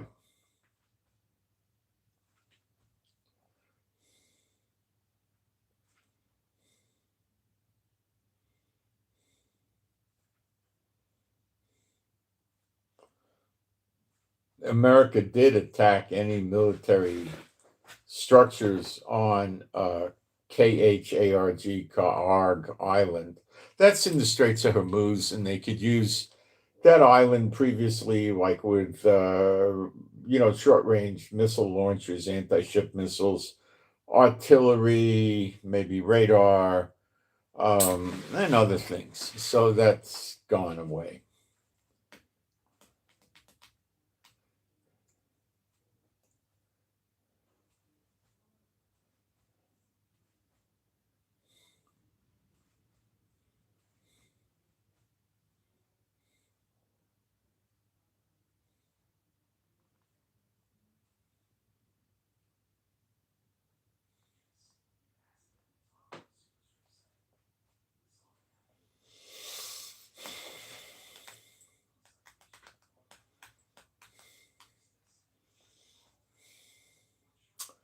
%90 of Iran's oil exports pass by or through or involved with the Kahar Island. It's a real critical thing for them, and they lost it. It was a big plus for the Americans to get that. No, it was really strategically very, very important.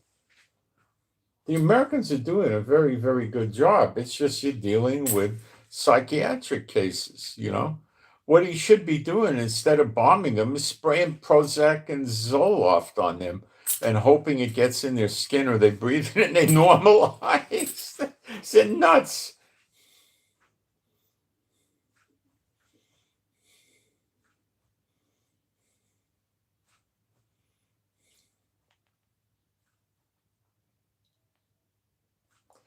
But he's saying if they keep it up with the Persian Gulf, which Iran has every single intention of keeping it up, they're going to start destroying the oil of Iran, which is really the one-way ticket of prophecy being fulfilled, kind of, because they ain't going to make it without the oil. What do you think they do? Do they make cars? Did you ever buy an Iranian car? What would they call it? The Mullahmobile or the let me get the Khomeini SUV model, or they don't have anything like that. What about a dishwasher, a refrigerator, a toaster oven, a microwave, a camera, a phone, a computer, a watch, tires? They don't do any of that stuff. Where they make weapons and kill people. Without their oil, they can't do it. They're not a normal country. This is very interesting. The UAE has really suffered from Iran, and they're now turning on Iran. They're shutting down every Iranian institution in Dubai. Let me give you examples. They're closing it. A lot. Let me develop this with you. It's very interesting. Hospitals, schools, clubs, government dispatched Iranian staff members. They've all been ordered to leave the country immediately. The Iranian consulate has been closed to reduce operations to local staff only. All right. They're getting rid of all these people. Number one, there's a spy risk. Number two, they're vengeful. And a lot of these people have been there for, 20, 30, 40 years. A lot of them probably came in 79. This story was broken by Iran International. That's the news. The Iranian hospital received Dubai Health Authority instructions to cease all activities within 1 month. That means basically no new patients, heal them up and get them out the door. The Knowledge and Human Development Authority revoked the licenses of at least 5 Iranian community schools, with students ordered to Iran's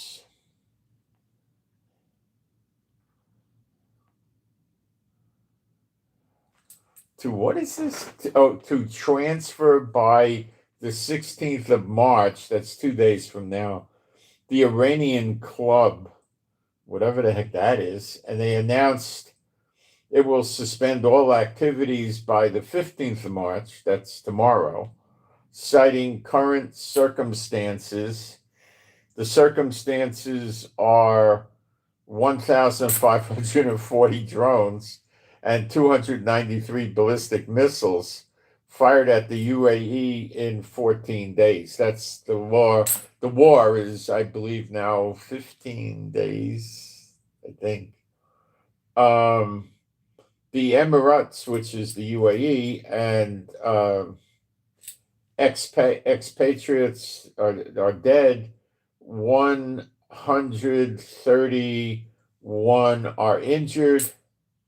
6 are dead. There's 6 dead, 131 injured from interceptions. They hit Dubai Creek Harbor, 23 marinas. 23 marina, that's a building or something. The Palm, another building. Jumeirah, Fairmont, that would be based on the Fairmont Hotel, which is a luxury hotel chain. They're good too. The Burj Al Arab Facade, Dubai International Airport, Jebel Ali Port, and the Ruwais Industrial Complex in Abu Dhabi. The UAE has spent between 1.3 and 2.6 billion on air defenses in 2 weeks. 13 times what Iran spent on the attacks. The safe haven that Dubai built over 3 decades is being eroded by fragments falling from interception.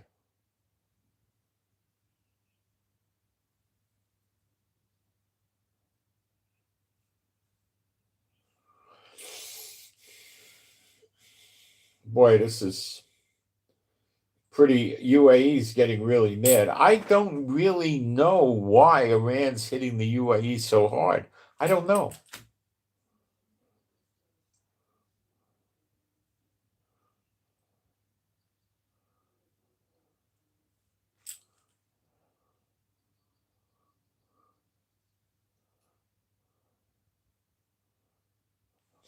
There are approximately 400,000 to 500,000 Iranians living in the UAE. Many have been there for decades. They run businesses, own property, send their children to the schools, their schools.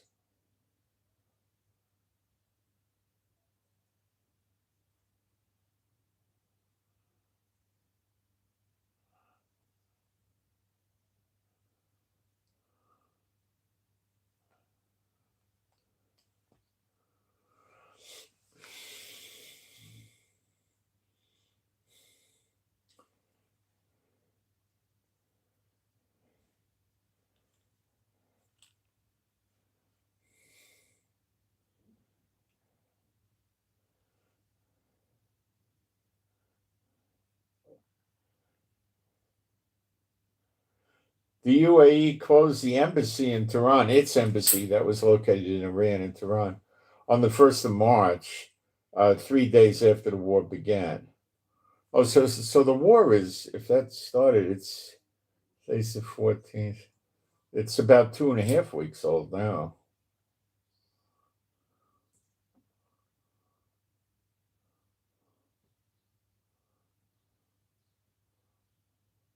So they have no embassies, no consulates, no hospitals, no schools, no club, no. They're not going to share anything.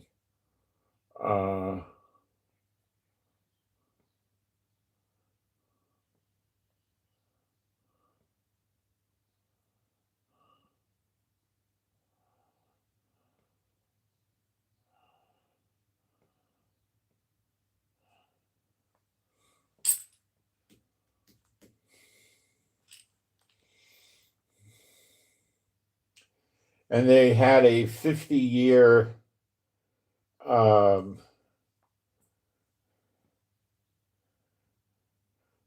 dispute over 3 islands that Iran seized in 71. That's when the Shah was there.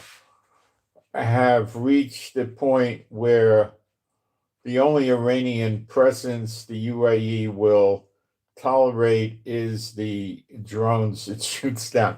So they're throwing out 400,000 to 500,000 people that are Iranian, but I don't think these people want to go back to Iran. Why would they? So where the heck are they going to go? I don't know. Where are you going to travel with an Iranian passport?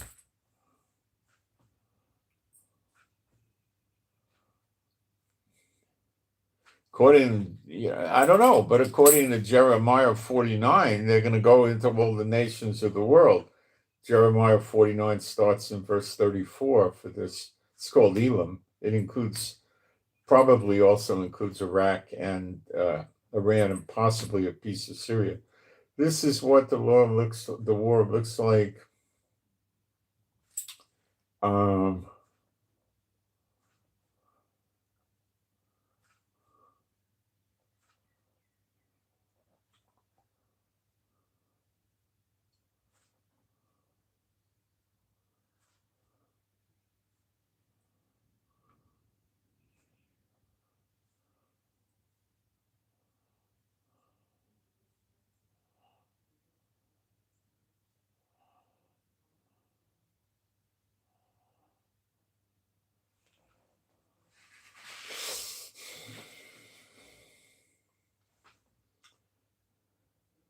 The towers are burning in Iran from debris. Now they got towers like 130 stories. They got real big high rises there. I think the highest structure in the world is there.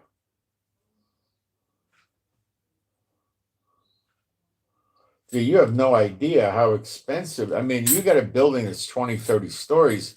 It gets a hit by a drone or a missile, and you got to, reinforce and rebuild the building. That's one thing. But if you're trying it on something that's 60 or 80 floors high, my gosh, it's a magnitude. It's a whole other magnitude of a problem. It's so much more expensive to work that high up.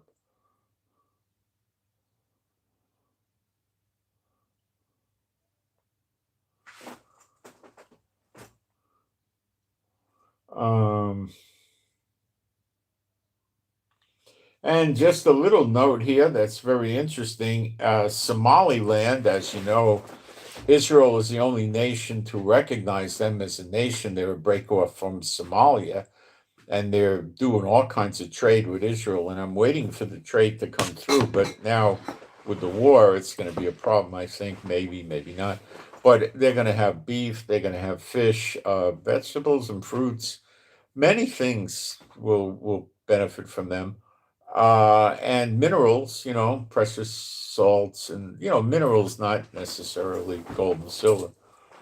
And now America's going to recognize them. Well, that's their battle comes to an end now.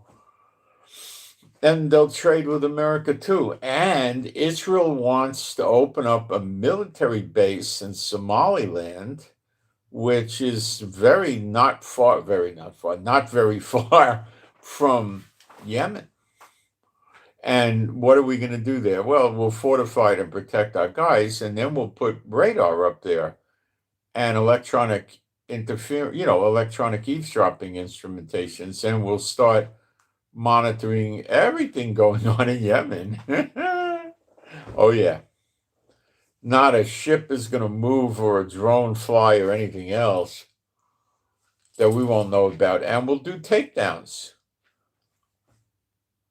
We'll put iron domes, iron beams, David sling, arrow to whatever there, and start taking stuff down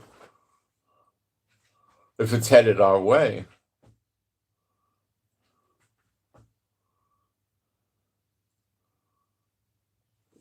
America may put a base there too.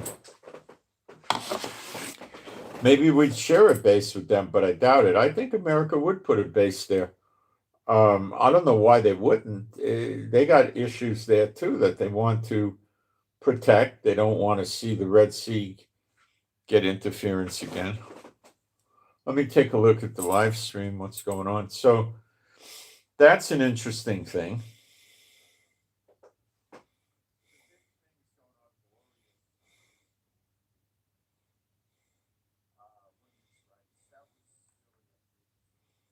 I don't think I got much dialogue in the chat. Let me get it again here.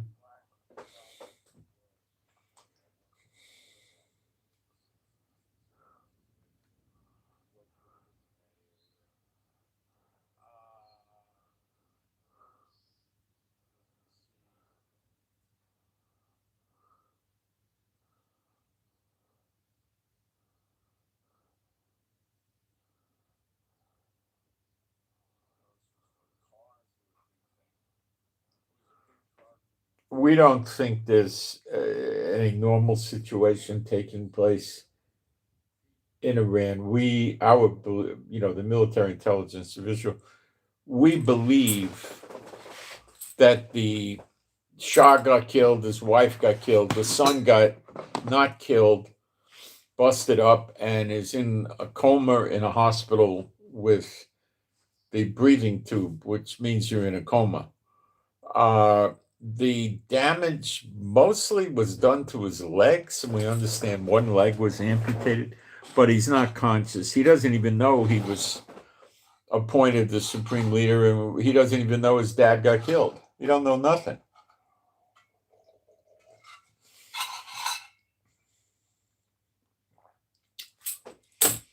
So the crazy soldiers are running the country.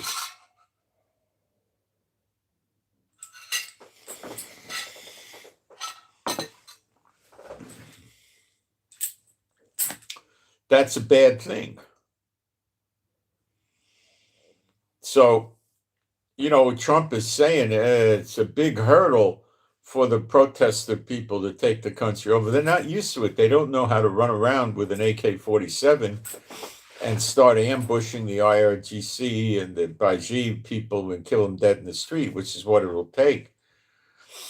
That's not they're not cut out for that. They're not, it's one thing to sit there and say death to Khomeini. It's another thing to kill his soldiers, Several thousand Marines are not going to take the country over, rest assured.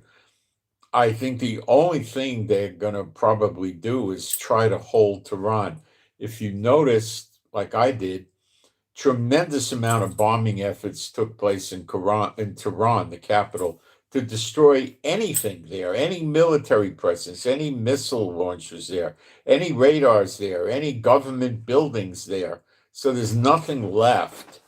Why? Because it's easy for the protesters to come over, set up in another building, and call it the new government. And Trump and Netanyahu will support it. Probably other countries, like who? France, yeah, UK, yeah, Germany, Italy, Netherlands, yeah. They'll support it. Kuwait, Bahrain, Qatar, UAE, Oman, Jordan, Saudi Arabia, Turkey, Azerbaijan, probably Lebanon. Will they support it? Yeah.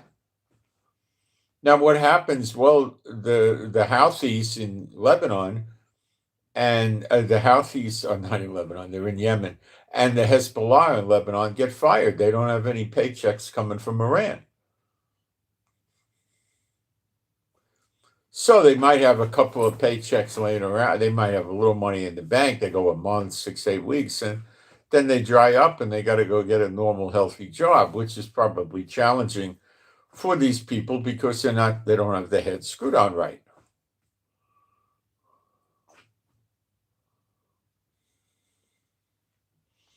They terrorize the people in Lebanon, and people don't want to start up with them.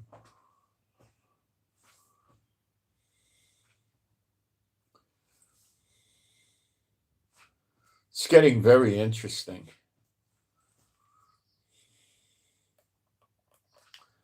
So I'm just looking forward to the day we don't keep getting attacks. And yesterday was not the day. I didn't get attacked, but a lot of people in Israel got attacked in the center of Israel, Jerusalem, Tel Aviv, in that area, got a lot of attacks.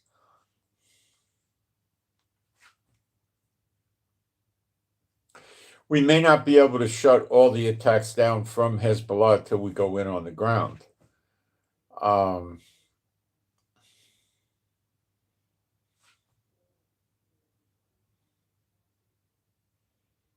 No doubt it's going to get people mad at us going in on the ground over there. But when you see countries like France saying, "Oh, I want to get a deal to negotiate my ships passing," and India doing that, they're dumb, these people. They don't understand how stupid that is to do to Iran. And in spite of that, I strongly believe Iran's going to just turn them down.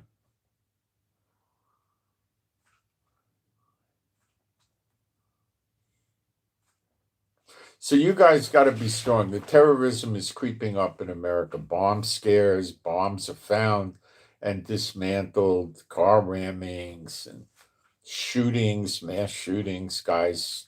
Something's going on. Now, it could be that these are just dumbbells that are listening to the Khomeini and all of them. Now's the time to go kill America and Israel. Or they're sleeper agents and this is what they got to work with, and that's how they're doing it. I don't know. I don't know which one it is, but it's getting multiple events a day. The FBI is working overtime. They're putting people on emergency basis, and it's something's going on. The drones, Louisiana, California.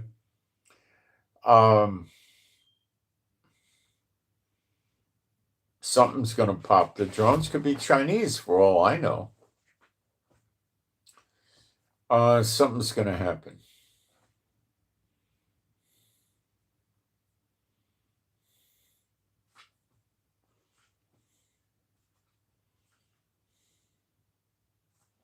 We got one additional aircraft carrier in Cyprus, the French. The British one ought to be here any day. I don't know. It might be there already. And the George Bush American aircraft carrier should be here any day. So that's going to be another at least 160, 170 planes, probably. That's a lot of aircraft. That's going to be more and more bombing. So now you see France bomb them, maybe, probably. America, Israel, and then Bahrain already started. So then you'll see Qatar, Saudi Arabia, UAE start hitting Iran. And then pretty soon, somebody's going to have to work as the traffic controller because there'll be so many planes attacking Iran from different countries that we got to be careful the planes don't bang into each other.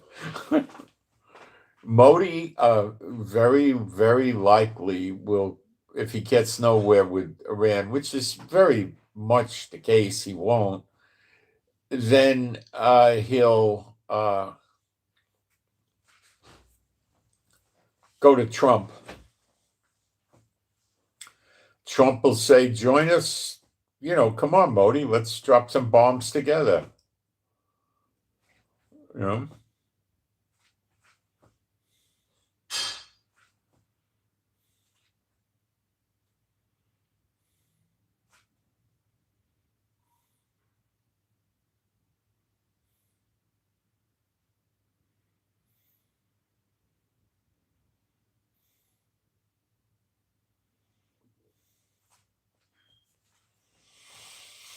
So we might see Netherlands, Germany, Italy, France, UK, India, UAE, Qatar, Bahrain, Kuwait, Saudi Arabia, and Jordan all attacking Iran. I'm serious.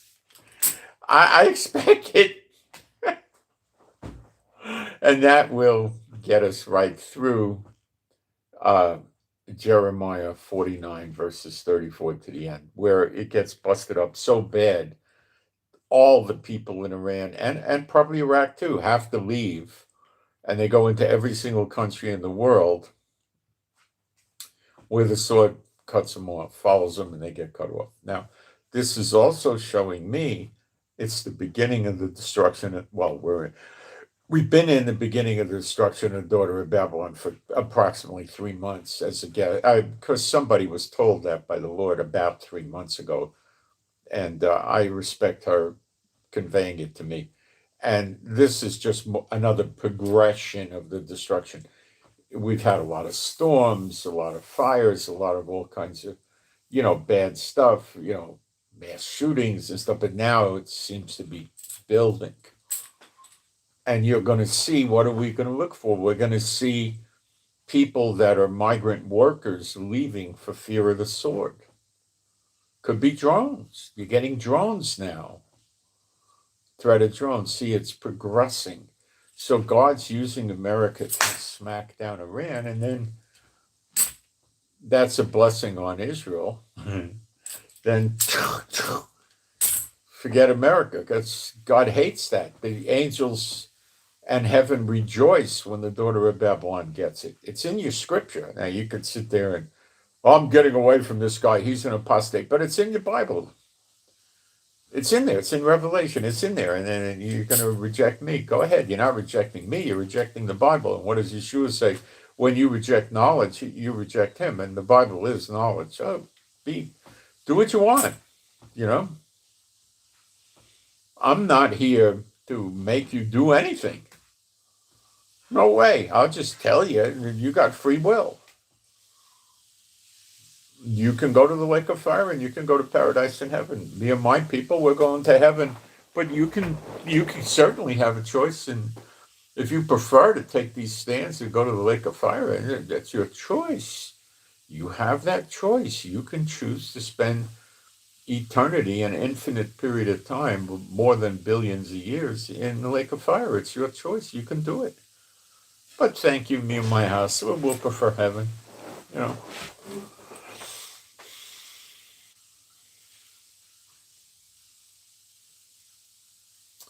So the daughter of Babylon's now, when the daughter of Babylon goes, I mean, really goes. That's the appearing of Yeshua in the clouds. That's the day of vengeance. That's the transition day between recompenses and redemption when he appears. When he appears, the believers get everlasting life. The non-believers freak out, and the nations are destroyed. Then comes the next big exodus, and then Israel is well on its way towards being the head of the nations. And we're so very close to that, but we don't know the day or the hour. We don't know. We don't know. CNN doesn't know. Russia doesn't know. China doesn't know. Nobody knows. Yeshua says only his Father knows. So he doesn't know. We don't know. Are they going to be in for a surprise of surprises? Oh, I expect so. But not so much. They are and they aren't. Like Noah, like it'll be like the days of Noah. Noah went around preaching the flood, right? Built the ark and the whole bit, so they were aware of it, but they didn't believe it. People are aware that many people are saying America is the daughter of Babylon, but they don't believe it. Okay? They don't want to believe it. Can I help them? No. No. It's impossible to, deceiving the very elect if it were possible, but they can't deceive the very elect. It won't happen. The others get deceived. It's all coming together. You'll have to see Yemen get it too. Yemen will probably get it right about the time Iran gets it, because they'll probably join in. Now, could the scripture still work if Iran gets it, DOB gets it, and then Yemen gets it later? Yeah, but I don't think so. I think it'll go with that. And also remember, Moab, which is central and southern Jordan, gets it. Becomes a wasteland like Iran. Iran will, of course, that's what causes the people to leave, but they come back later on in the form of Persia, which you find in Gog and Magog, Ezekiel 38-39, which meets the prophecy in Jeremiah 49, verses 34 to the end of the chapter. Moving along, I know I got this stuff in my head, and how could he have well, this is what I do.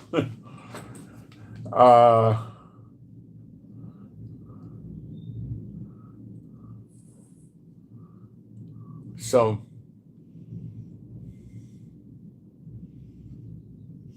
Lebanon's going to get it. Gaza's got to get finished. Now, a lot of people from Gaza are going to convert to Yeshua. That's one reason why they're still hanging around there, okay? Probably the same thing in Lebanon.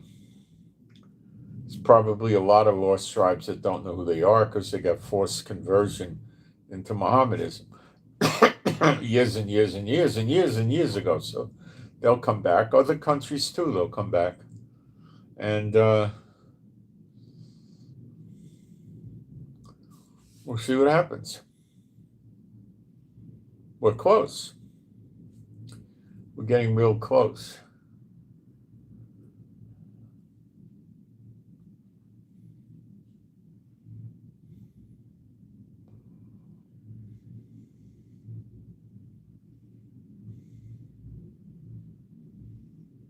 Okay. So I will keep reporting. I tell you the truth, it's knocking me out. I go into the Telegram and I look at the people on social media, and I was just there 2 or 3 or 4 hours ago, and I look at it again, and they got another 60 or 80 posts up there, and I'm looking, and I got to do multiple sites, hundreds of posts every few hours. It's driving me crazy. It's knocking me out. But I got to read it. And then I got to look at various, what you would call newspaper things, online newspapers. I got to look at that too. And then I got to look at YouTube and see if I pick anything up in YouTube. But YouTube is not, it's not that great. I don't get, I'm not getting a lot of information out of YouTube anymore. I don't work Facebook, and I don't bother with Twitter too much. I post there. I don't try to get information there. Too many crackpots and stuff.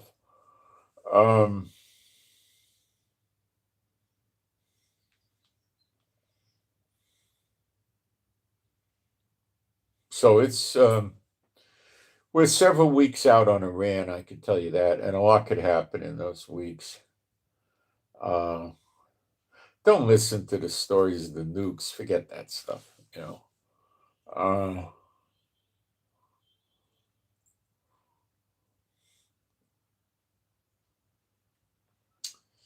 And you don't know what's going to happen completely until you see it happen. Remember that.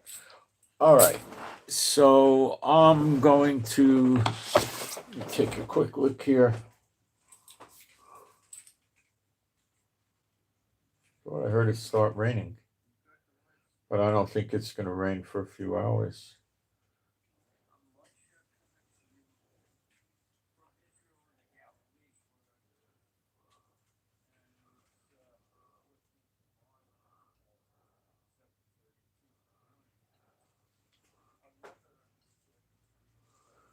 So I'm going to be updating the Telegram as much as I could do today, like every other day, and it's usually a lot of posts, but you get the idea. And I screen out a lot of the stuff that's just too many little fine details.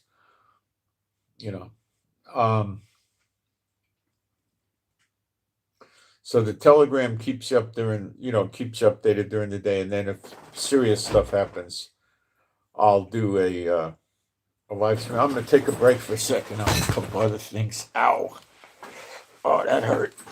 Banged into the leg of the table.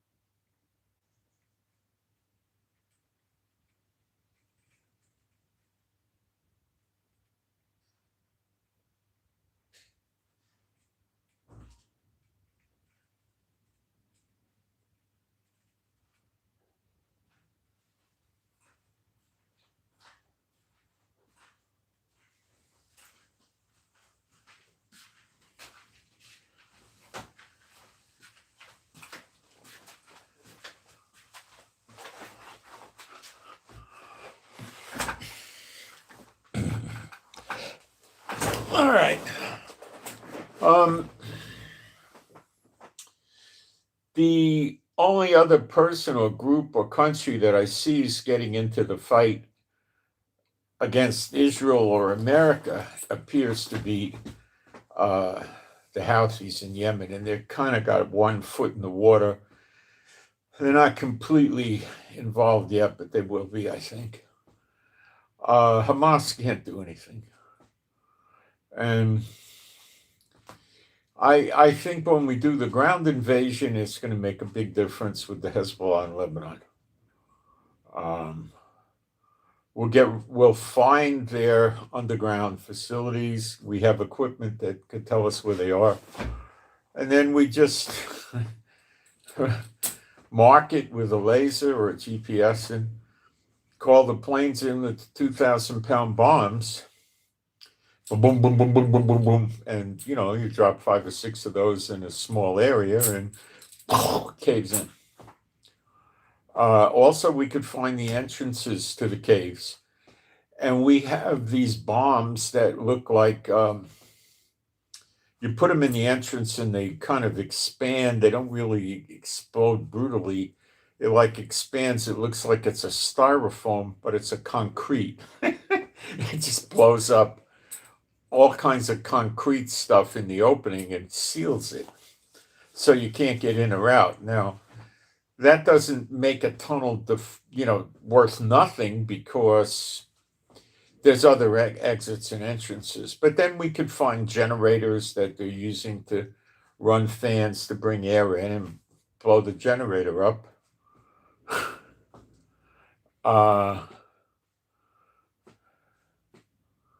A frequent game they play is they'll put the tunnel under a building and run the water lines and the sewage and the electricity through the building, and they could manage the tunnel there. They did that with Hamas. I don't think they do much of that in Lebanon because they don't have the total control of the government like Hamas did in Gaza. Hamas was the government, so that's probably goes on, but not very much, or maybe not at all.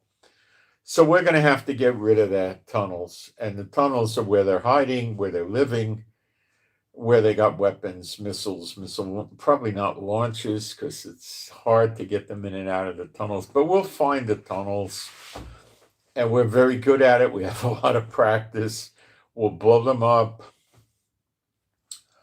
and will destroy them. It's not going to be a long campaign. It really won't. So right now we're softening the targets up in Lebanon so we can go in on the ground relatively safely. And we're also devastating everything from Israel to the Litani River. They're probably going to have to go further than Litani, at least 25 miles, at least. And Litani is 17 to 18 miles, depending where on the river you are. But I think they really should be going 50, 60 miles, but they're not going to destroy everybody that lives within 50, 60 miles. So we have done a 25-mile buffer zone back in 2006 with Lebanon, so that will probably come back. It's excellent for cheap short-range missiles, but it's not good for medium-range missiles, which can easily get in, and drones. So it's a superficial Band-Aid. It does prevent ground invasions because we could have troops there and surveillance the 25 or 17-mile strip, and any troops movement to try to invade Israel physically will get destroyed in Lebanon far before they ever get a chance to stage and come into Israel. But we put more soldiers up on the border so they don't stage and come into Israel. And Syria is thinking of invading them. So Syria may actually come in with us, but it won't be fighting shoulder to shoulder. Just coincidentally, Syria will be invading Hezbollah up near Syria border at the same time we're invading. Just a coincidence, you see. Got it?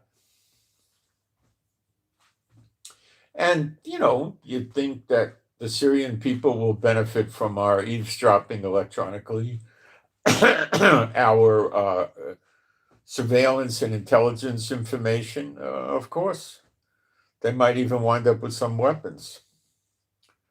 They might even wind up with some air support from us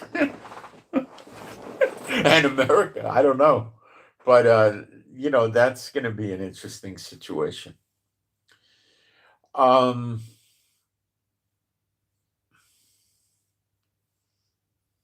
Trump's not stopping the onslaught of Hezbollah because it's a tentacle of Iran, just like the Houthis and Hamas. They're just tentacles, and you got to cut the tentacles off the octopus. Okay, you really do. I mean, you just absolutely do. Syria was a tentacle. Iraq is a tentacle. They all got to go. You can't keep those. With Iran without tentacles, it's much easier to deal with.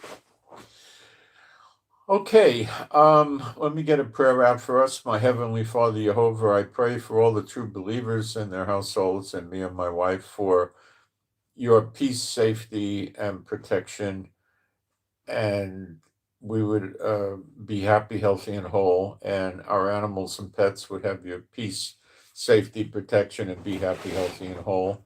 And your healing and recuperative power would flow through us, and we'd keep not getting sick, and we would be healed where we need healing. And I pray we have strength, stamina, endurance. I pray we have adequate finances. And if we need employment, we find it. If we need a new place to live, we find it.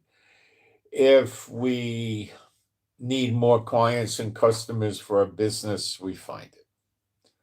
I pray we don't get picked on and discriminated against. We don't have problems with employers, co-workers, governments, neighbors, family, people in the household. We don't have any problems like that. And I pray we understand the scriptures better.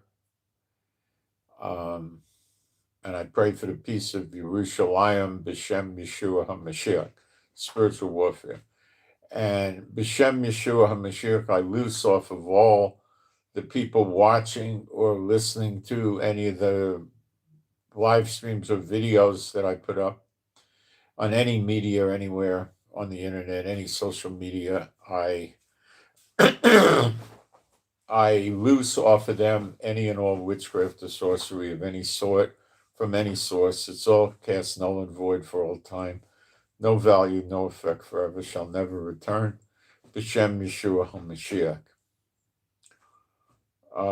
Believe me, that messes them up, the unclean spirits, okay? And that's what I got, and I'm going to keep us all posted on this. And it'd be a good thing if the other countries join in, a lot of them, because it'll shut it down much faster. It'll really shut down. So I send my shalom to all those who love Yeshua HaMashiach. And I send my Shabbat shalom to all those who love Yeshua HaMashiach. And I'm out. And I hope you got something out of this. Thanks, guys.